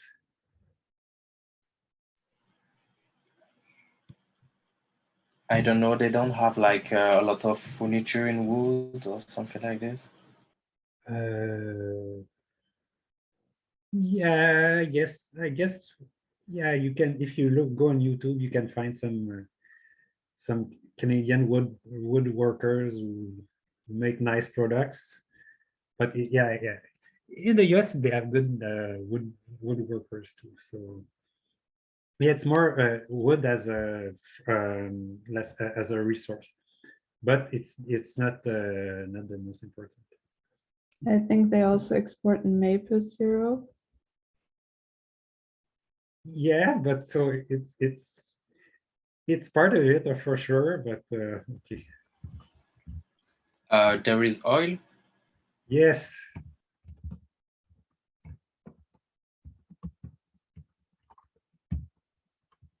Because they do produce maple syrup. Am I writing it correctly? Check. They do produce maple syrup in Vermont, for instance. Oh no, yeah, there's a Y there. That's a weird word for writing it. So yeah, no, so it's oil. From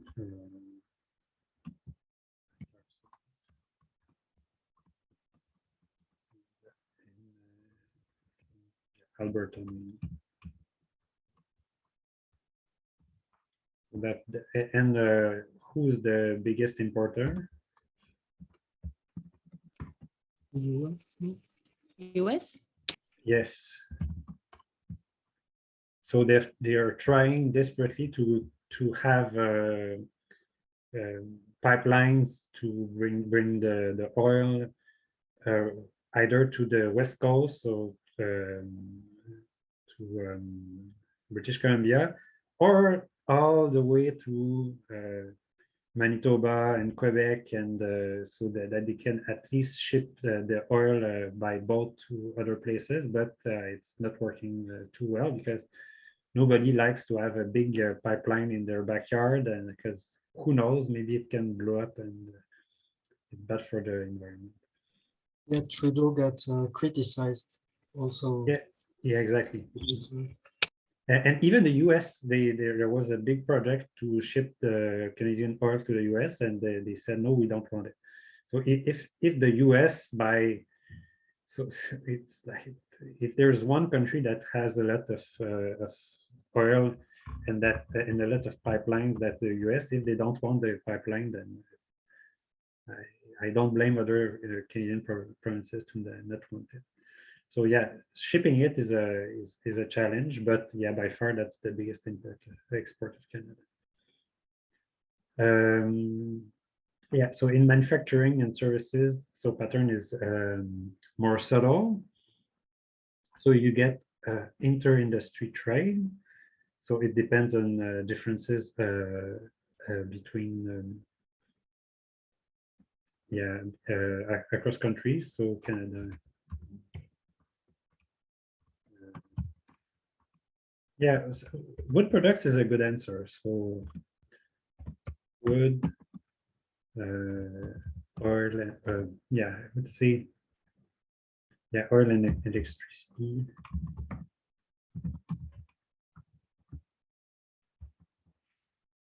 So as far as you could say that oil and electricity are manufactured in some ways, but in imports, the thing is Canada doesn't manufacture really advanced stuff for export. It's mainly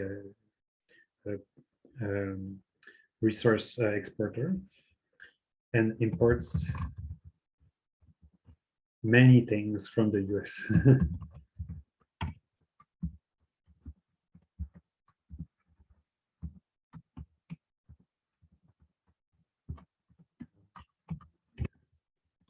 Europe,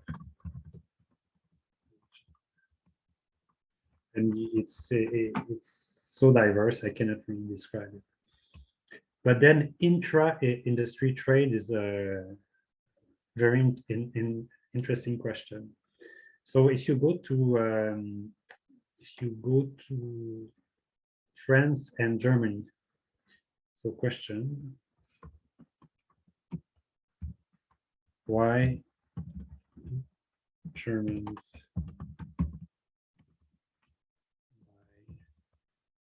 French car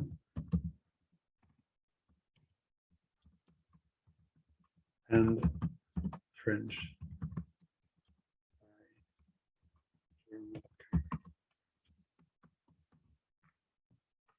What's wrong with the French car that you would want to buy a car produced in Germany, and what's wrong with a German car that would make you want to buy a car that's produced in France?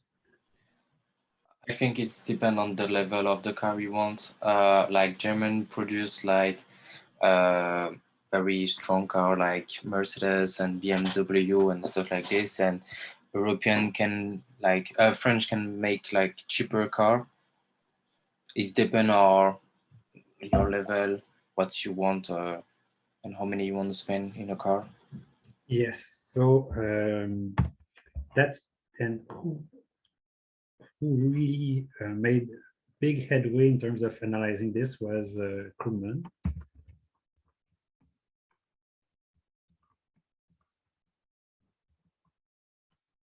And it's called the New Trade Theory.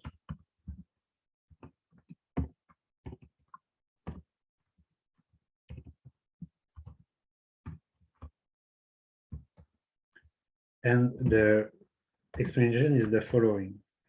So people like, explanation.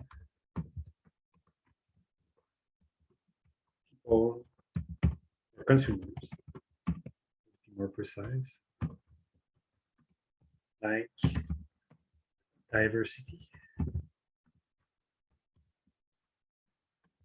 diverse brands.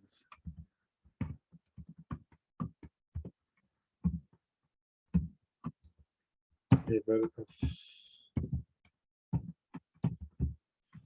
luxury, etc.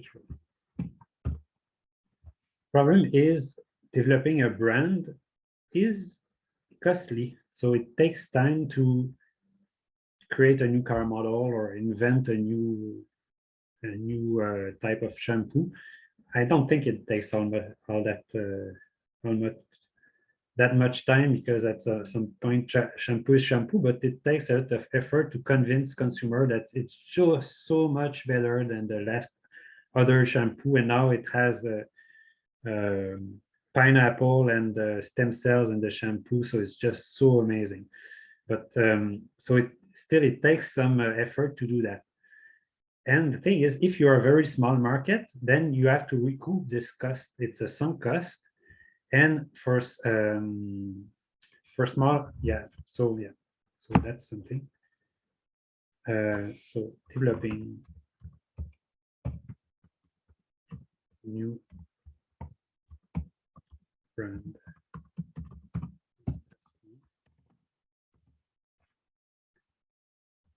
requires some, let's just say, some production volume.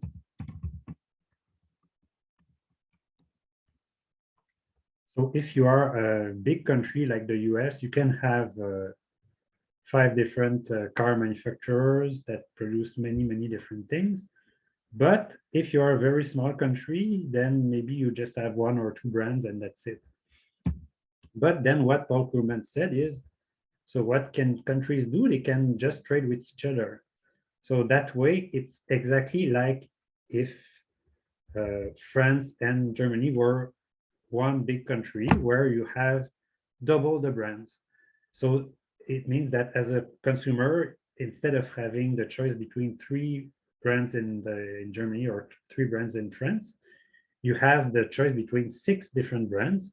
So you are able to pick and choose a bit better what you like. And especially if you're a rich business person in France, then yeah, driving a Renault or a Peugeot is just doesn't cut it. So you need your Mercedes and your BMW. So larger markets, so trade.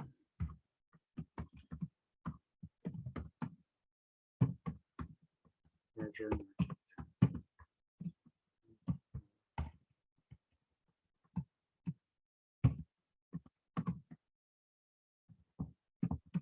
So that's biggest driver of trade.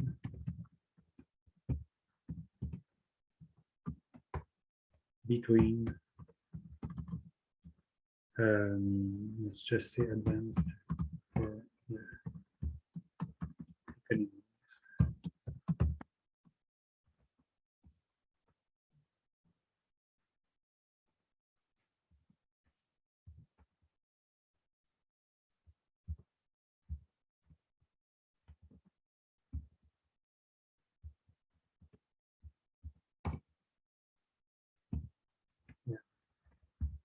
And so, which sort of trade do you think is more politically difficult?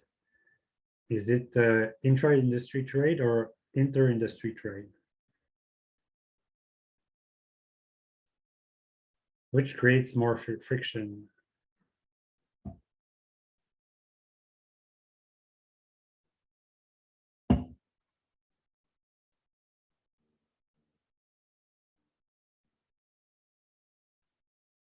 No, so when people protest against trade, against globalization, what do they protest against? Do they protest against importing American cars, or they protest against importing goods from very different countries?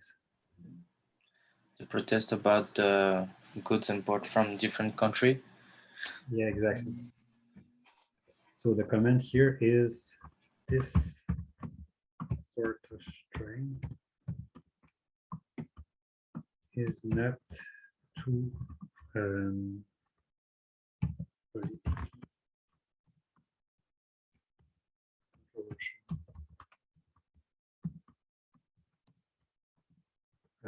because at some point, if you're say a car producers, it's true that you don't like when you have to compete against say against French cars if I'm in Germany. But again, I know that I can sell easy to France, so it's similar type of workers, and it's just like if your country was bigger. What's very controversial is if you trade with a poor country, and you feel how come I can't produce garments or yeah, boots or t-shirts because there's no way for me to sell something that's as cheap as something that was produced in you would say a sweatshop in Bangladesh or China. And this is much more controversial because in a way it feels like we're exploiting them and losing our earnings because of that. So that's much more controversial than this type of trade. Oops.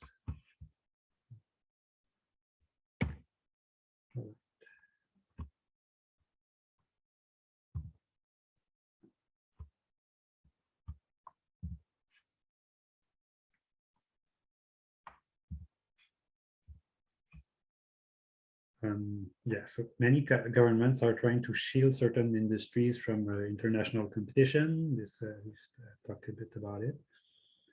I have so in recent year, which state person has been very much against trade?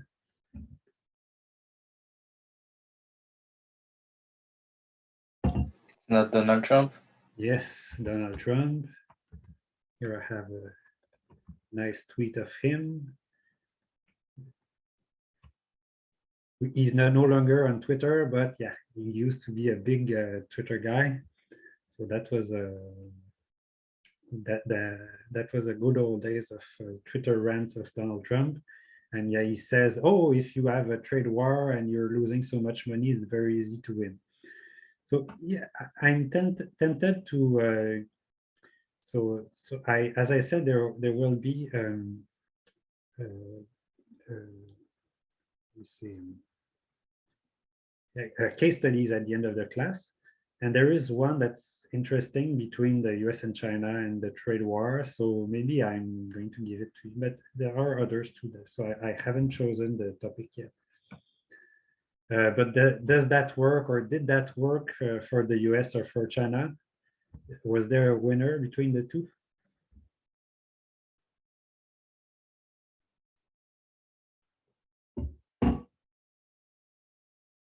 What do you think? What is the question? So who won? Did China or the US win the trade war? I think the two lost because the prices went up. Yes. So I have this nice cartoon there. So both of them are trying to shoot the other, but they're both of them are shooting themselves in the foot. So yeah, the thing is, so you can say, oh, I'm going to restrict imports from China, but these imports may be things that either your own industry needs, if it's metals or rare earth things for if in computers, for instance, or it may be that your own producers are just assembling the objects in China. So it's sort of made in China, but at the end of the day, much of it was actually produced in other countries or made in the US, and you're just hurting their profit, which are profits made by Americans. So that's the thing with modern trade. It's so complicated that it's not like it used to be before, where you could just say, I'm going to close my border and everything is going to be good. Right? I'm not saying that it was ever good to close your border, but yeah, it's winning a trade war, good luck. It's just, but still there are some reasons why people may say we want to try and win a trade war in some specific instances. Yeah, so there are two of them here. Some is called industrial targeting. So what industrial targeting is yeah, I knew about this, but I didn't know the term, so I'm not going to ask you what this is. So it's realizing that nowadays firms are getting so big that it's just in some industries almost impossible for your own firms to compete if they're not huge. That's one, but two, I'm sorry, if they get to have a big market, then they get to have not a monopoly, but be part of a big oligopoly. And you probably know that if you're a big firm in an imperfectly competitive industry, then you get huge profits. So it can be super profitable for a country to have one of these huge firms at the global level. So a big example of this. So I'm just going to.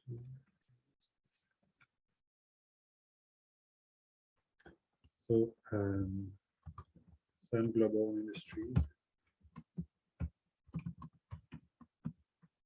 are not competitive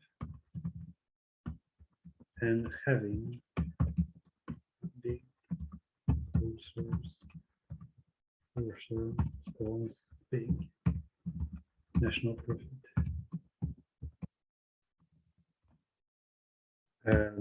Good example is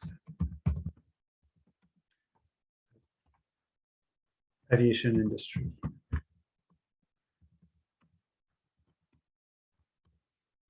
So now you have, so you had Boeing, Airbus, and then to a lesser degree, Embraer in Brazil, Bombardier. And so what happened to Bombardier's planes? They sell the company? Yeah, so they just, even though their plane was very good, it took a bit long to develop because developing a new plane is just so difficult. And then you just have to say, oh, let nobody order anything from Bombardier, so they're going to go bankrupt, and then it's just super easy to buy back anything that they were trying to produce in terms of planes. And now it's just you have like Boeing, the US, or maybe yeah, Lockheed Martin, but it's more military planes, and Airbus. And Airbus, what it is not even one country. It's France, Spain, Belgium, and others. That so you need many countries just to have one firm. So that's just unheard of. Normally, you say, yeah, we have you probably have heard of perfect competition when you have an infinite number of firms for a sector. Now it's not that you have only one firm in your country, is you have many countries that support only one firm. But once Boeing wins or Airbus wins, say because Boeing has a hard time, then it's just huge profits for these countries in terms of good wages paid to their workers and yeah, many advantages. So it makes sense for a country to just say, I'm going to support this company no matter what. In the case of Airbus, though, it backfired because they produced the A380, saying, yeah, we're going to have the global market for that. But then, yeah, now they just stopped producing it because it was too big. Yeah. For developing countries, there's this tension between import substitution and export promotion. Can somebody knows what the difference is?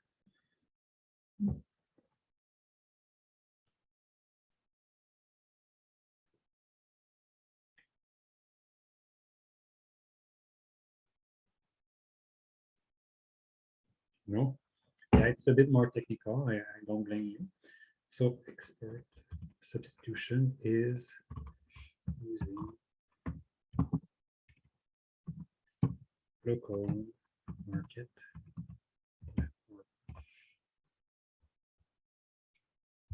shielding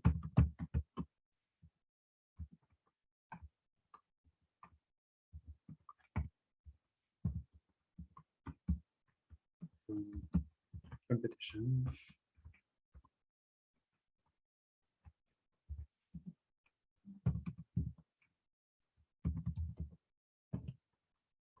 to allow local firms, local producers develop. So that used to be popular back in the, I don't know when, 70s, 80s maybe. So, oh, we are going to, if we allow foreign goods, then there's no way our local producers can develop. So let's shield them from. So I think Argentina did that with their car industry, but the result is that, so it's not fashionable anymore.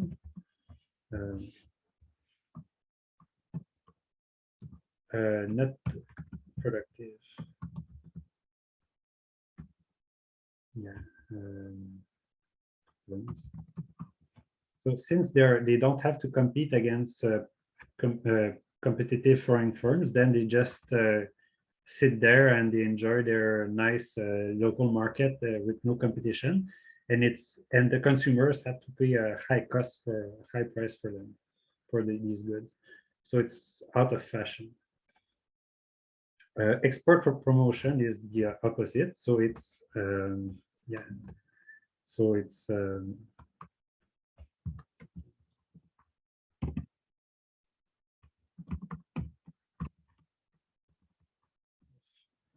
of global markets.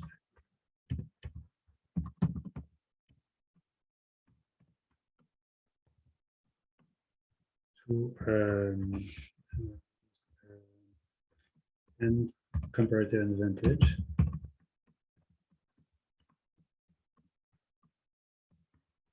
Say in low wage usually.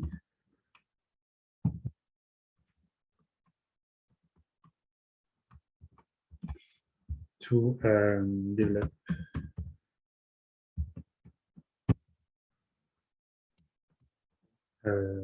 producers. So the big example, of course, is China.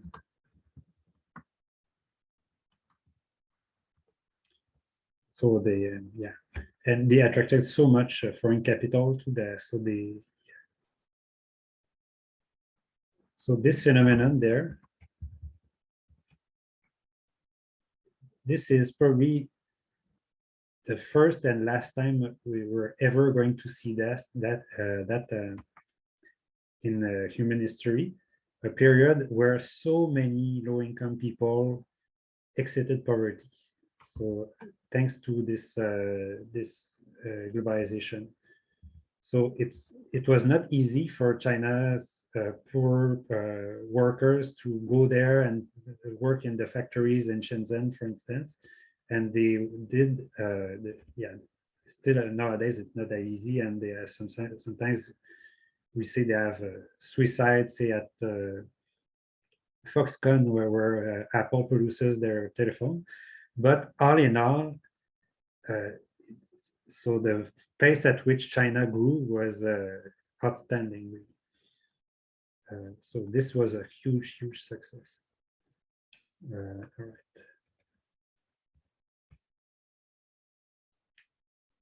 Next, more finance stuff. Balance of payment. So, some countries run large trade surpluses. So China was one, South Korea was one. So they explain in the book that sometimes it may be useful, sometimes not. So China was surplus to export and go. But South Korea was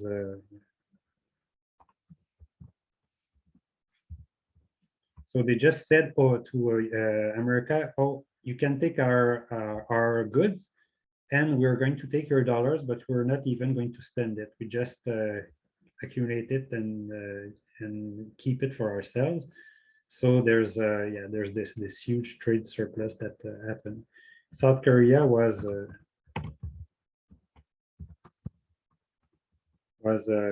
they had trade surplus because of crisis.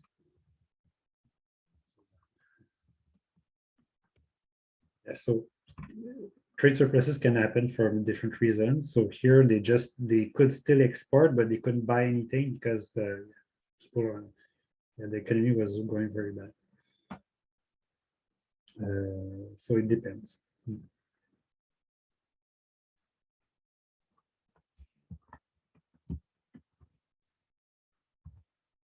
Depends what your strategy is.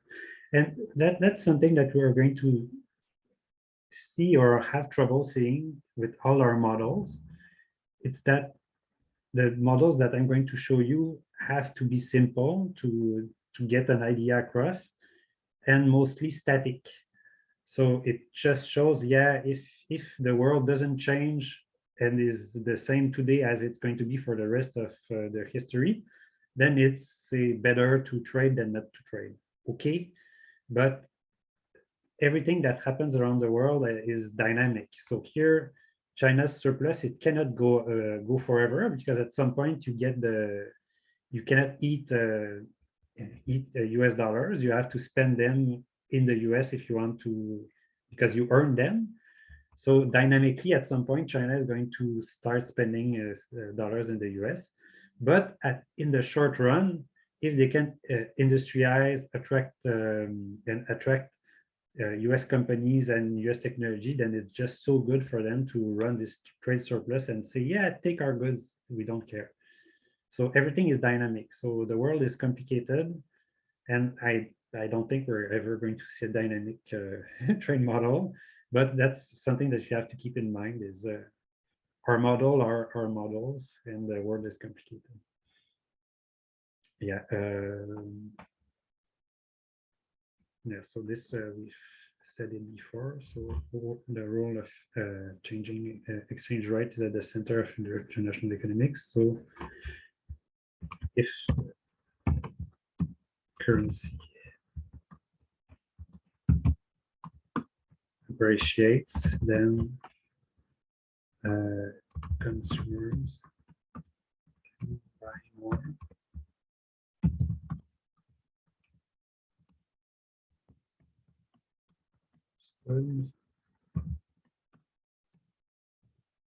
Export.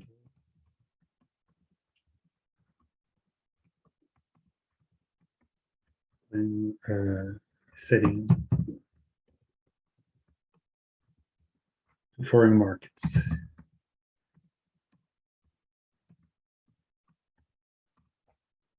So that's, and if the currency depreciates, then that's the reverse. So China wanted to grow by exporting, so they didn't want to have a very expensive currency.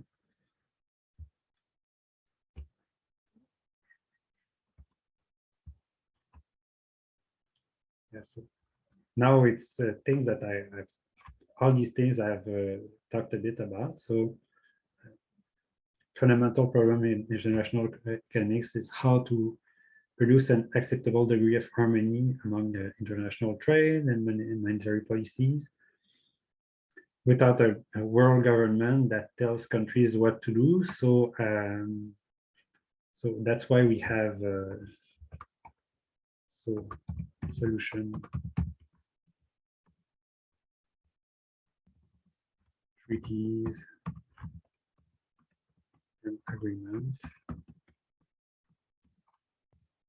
Example, in Europe, European, so it was the common market that led to common currency,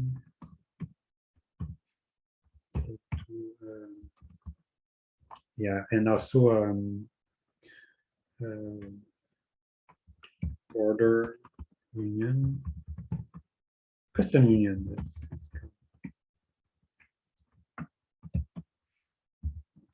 So you know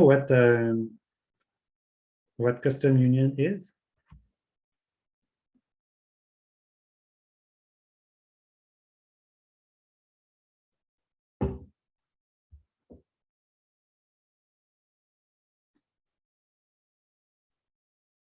No, no idea.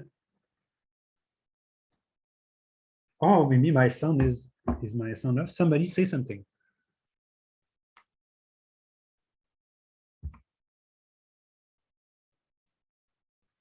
Batterie 60%. Connecté à MCOS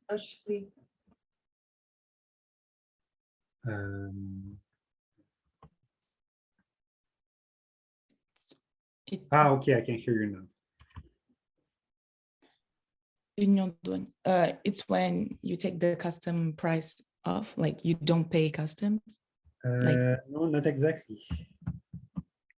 It's I thought it was the Union douanière one, but I'm not sure. Oh, this is it.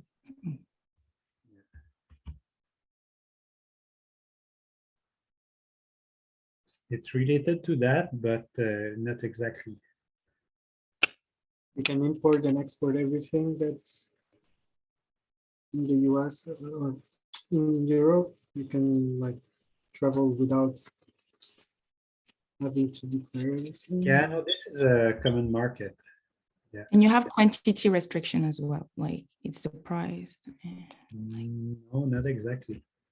Really? Well, I think, yeah. Yeah, it's from my best knowledge. So what the custom union is it's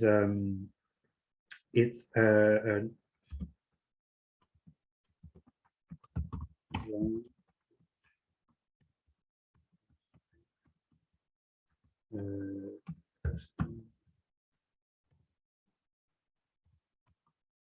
or unified tariff, yeah, tariffs.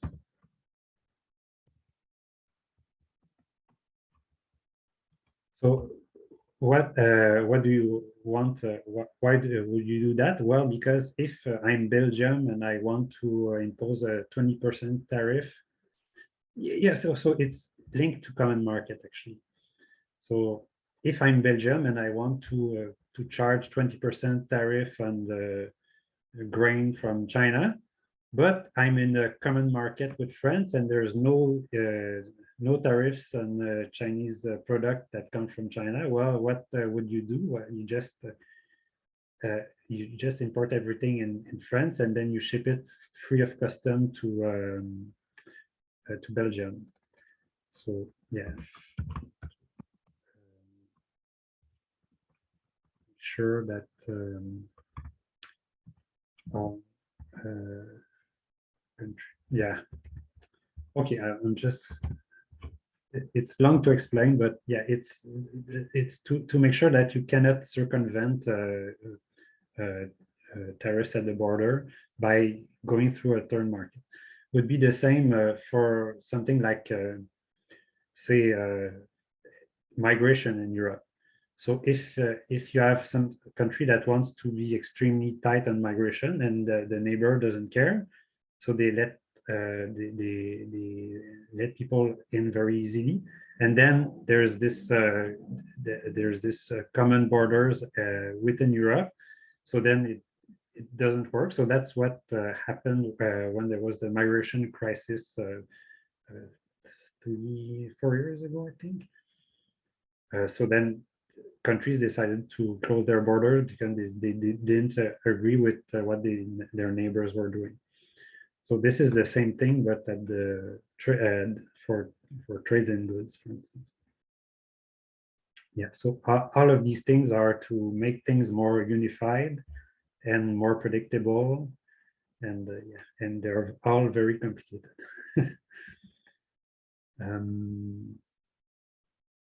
There are risks associated with international capital markets.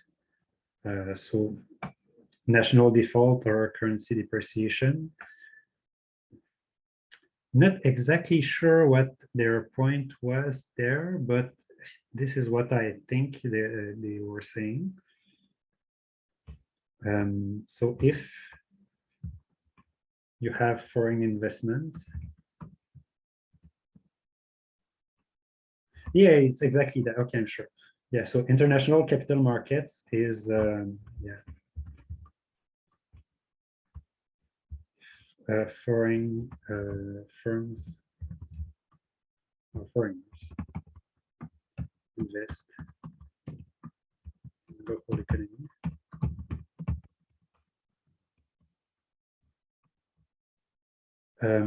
But things if these investment work and say the government can't pay if it's borrowed by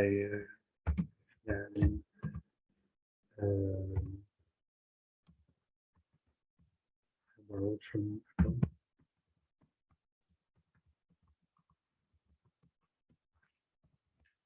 so two things may happen: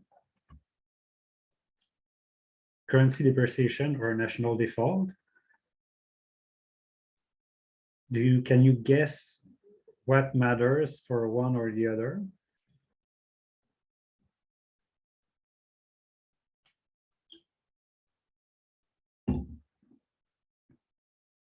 This is more tricky. It's finance. I would say maybe two examples would be one, Japan here, and here Greece. Both are bad examples, but there's one crucial difference between the two.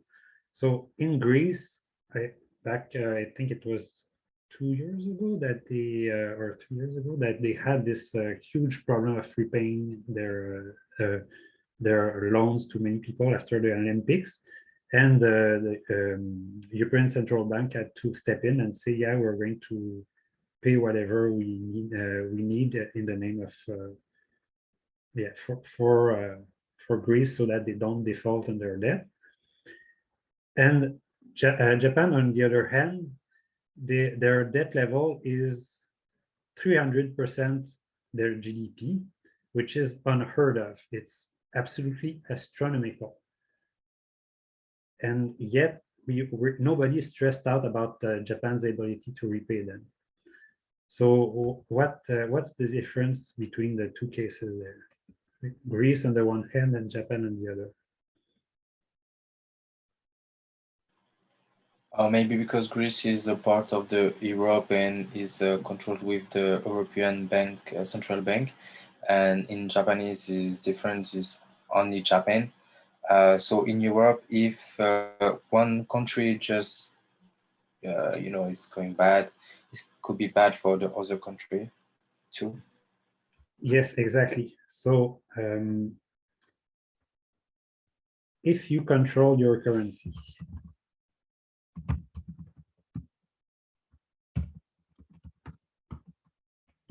and debt denominated in local currency,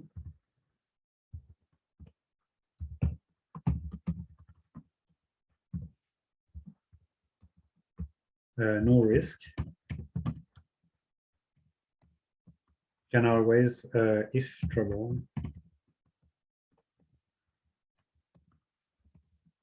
use printing. So if Japan needs to pay people, well, they just print more yen and that's it. So no problem, because the debt is in yen. It's mostly actually it's mostly owned by nationals, so by Japanese anyway. So it's not owned by foreign people. But here is the big problem. So if no control on local currency,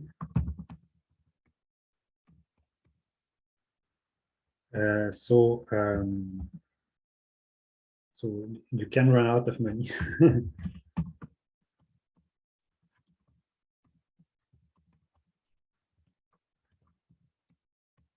Like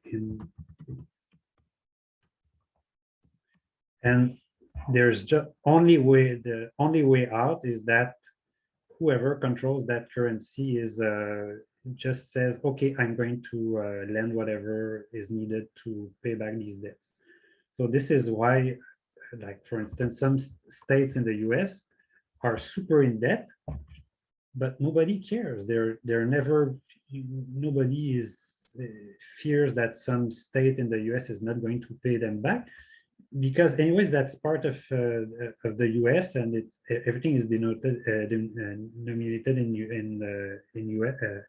in dollars, and the federal government is always going to be in last resort.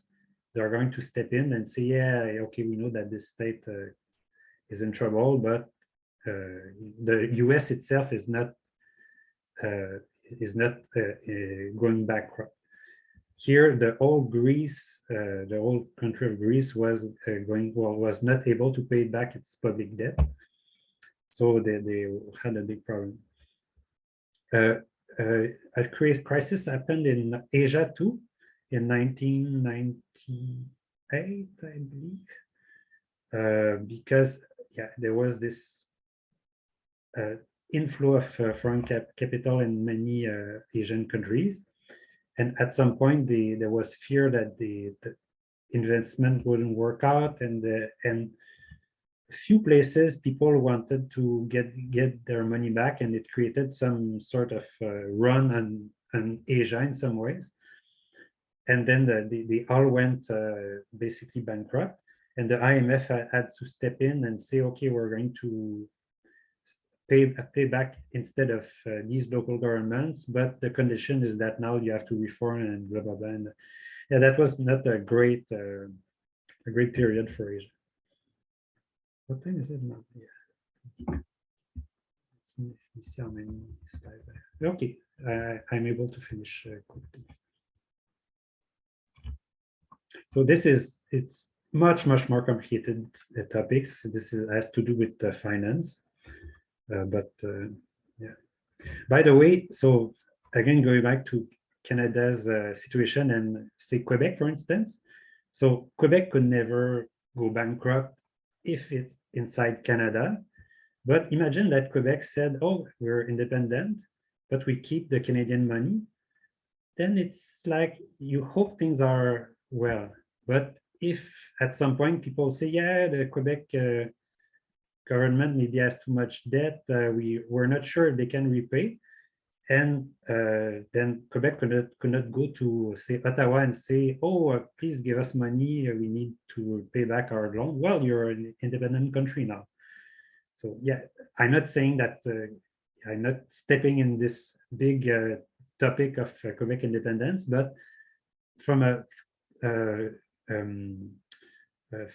international finance point of view, this is tricky. And when there was the referendum in the last referendum in the 90s, the prime minister was called Parizeau, and he was really aware of this, and he went to get to many international banks and said, okay, we're going to try and make Quebec independent. Are you going to back us up if in case we need funds?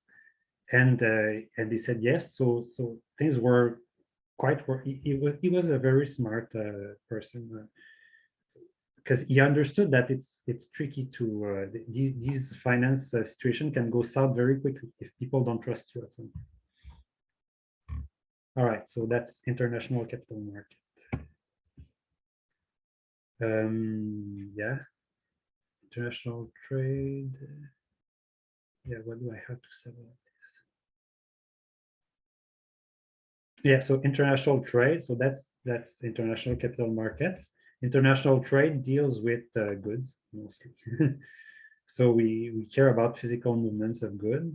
So we care about things like the conflicts between the US and Europe, or Europe subsidized export of agricultural products. So yeah, agriculture is always something that's tricky, that's almost always excluded from trade agreements because there's tradition involved. So for the French people out there, you know that French agriculture, it's sacred, and you cannot just open it to trade without restrictions. And it's the same for Quebec. In Quebec, we have many restrictions and supply, and there's this. Yeah. I'm not going to go there, but it's trade in goods is complicated. And international monetary analysis, this is on the monetary side of international economy. So, for instance, this dispute whether the foreign exchange value should be allowed to float or freely or be stabilized by government action. Yeah, so nowadays, I don't know, Bitcoin people will say, no, it's bad that central banks can print money when they like. Money should be exempt from any control by anybody.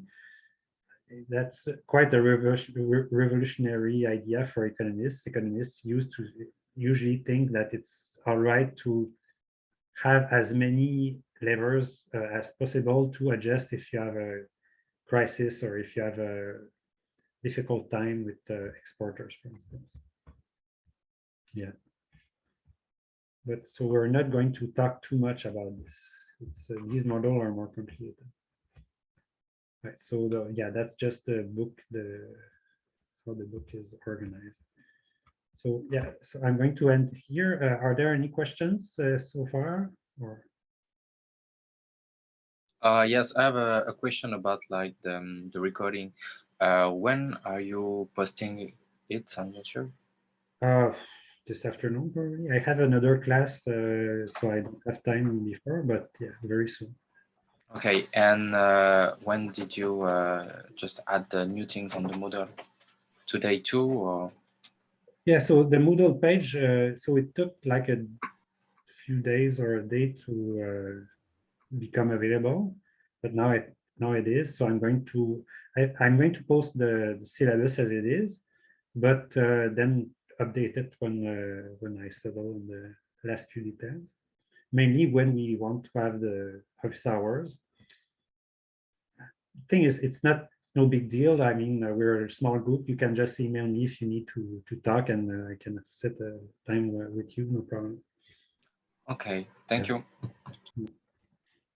Can you repost the the course, the class menu and the exam modalities.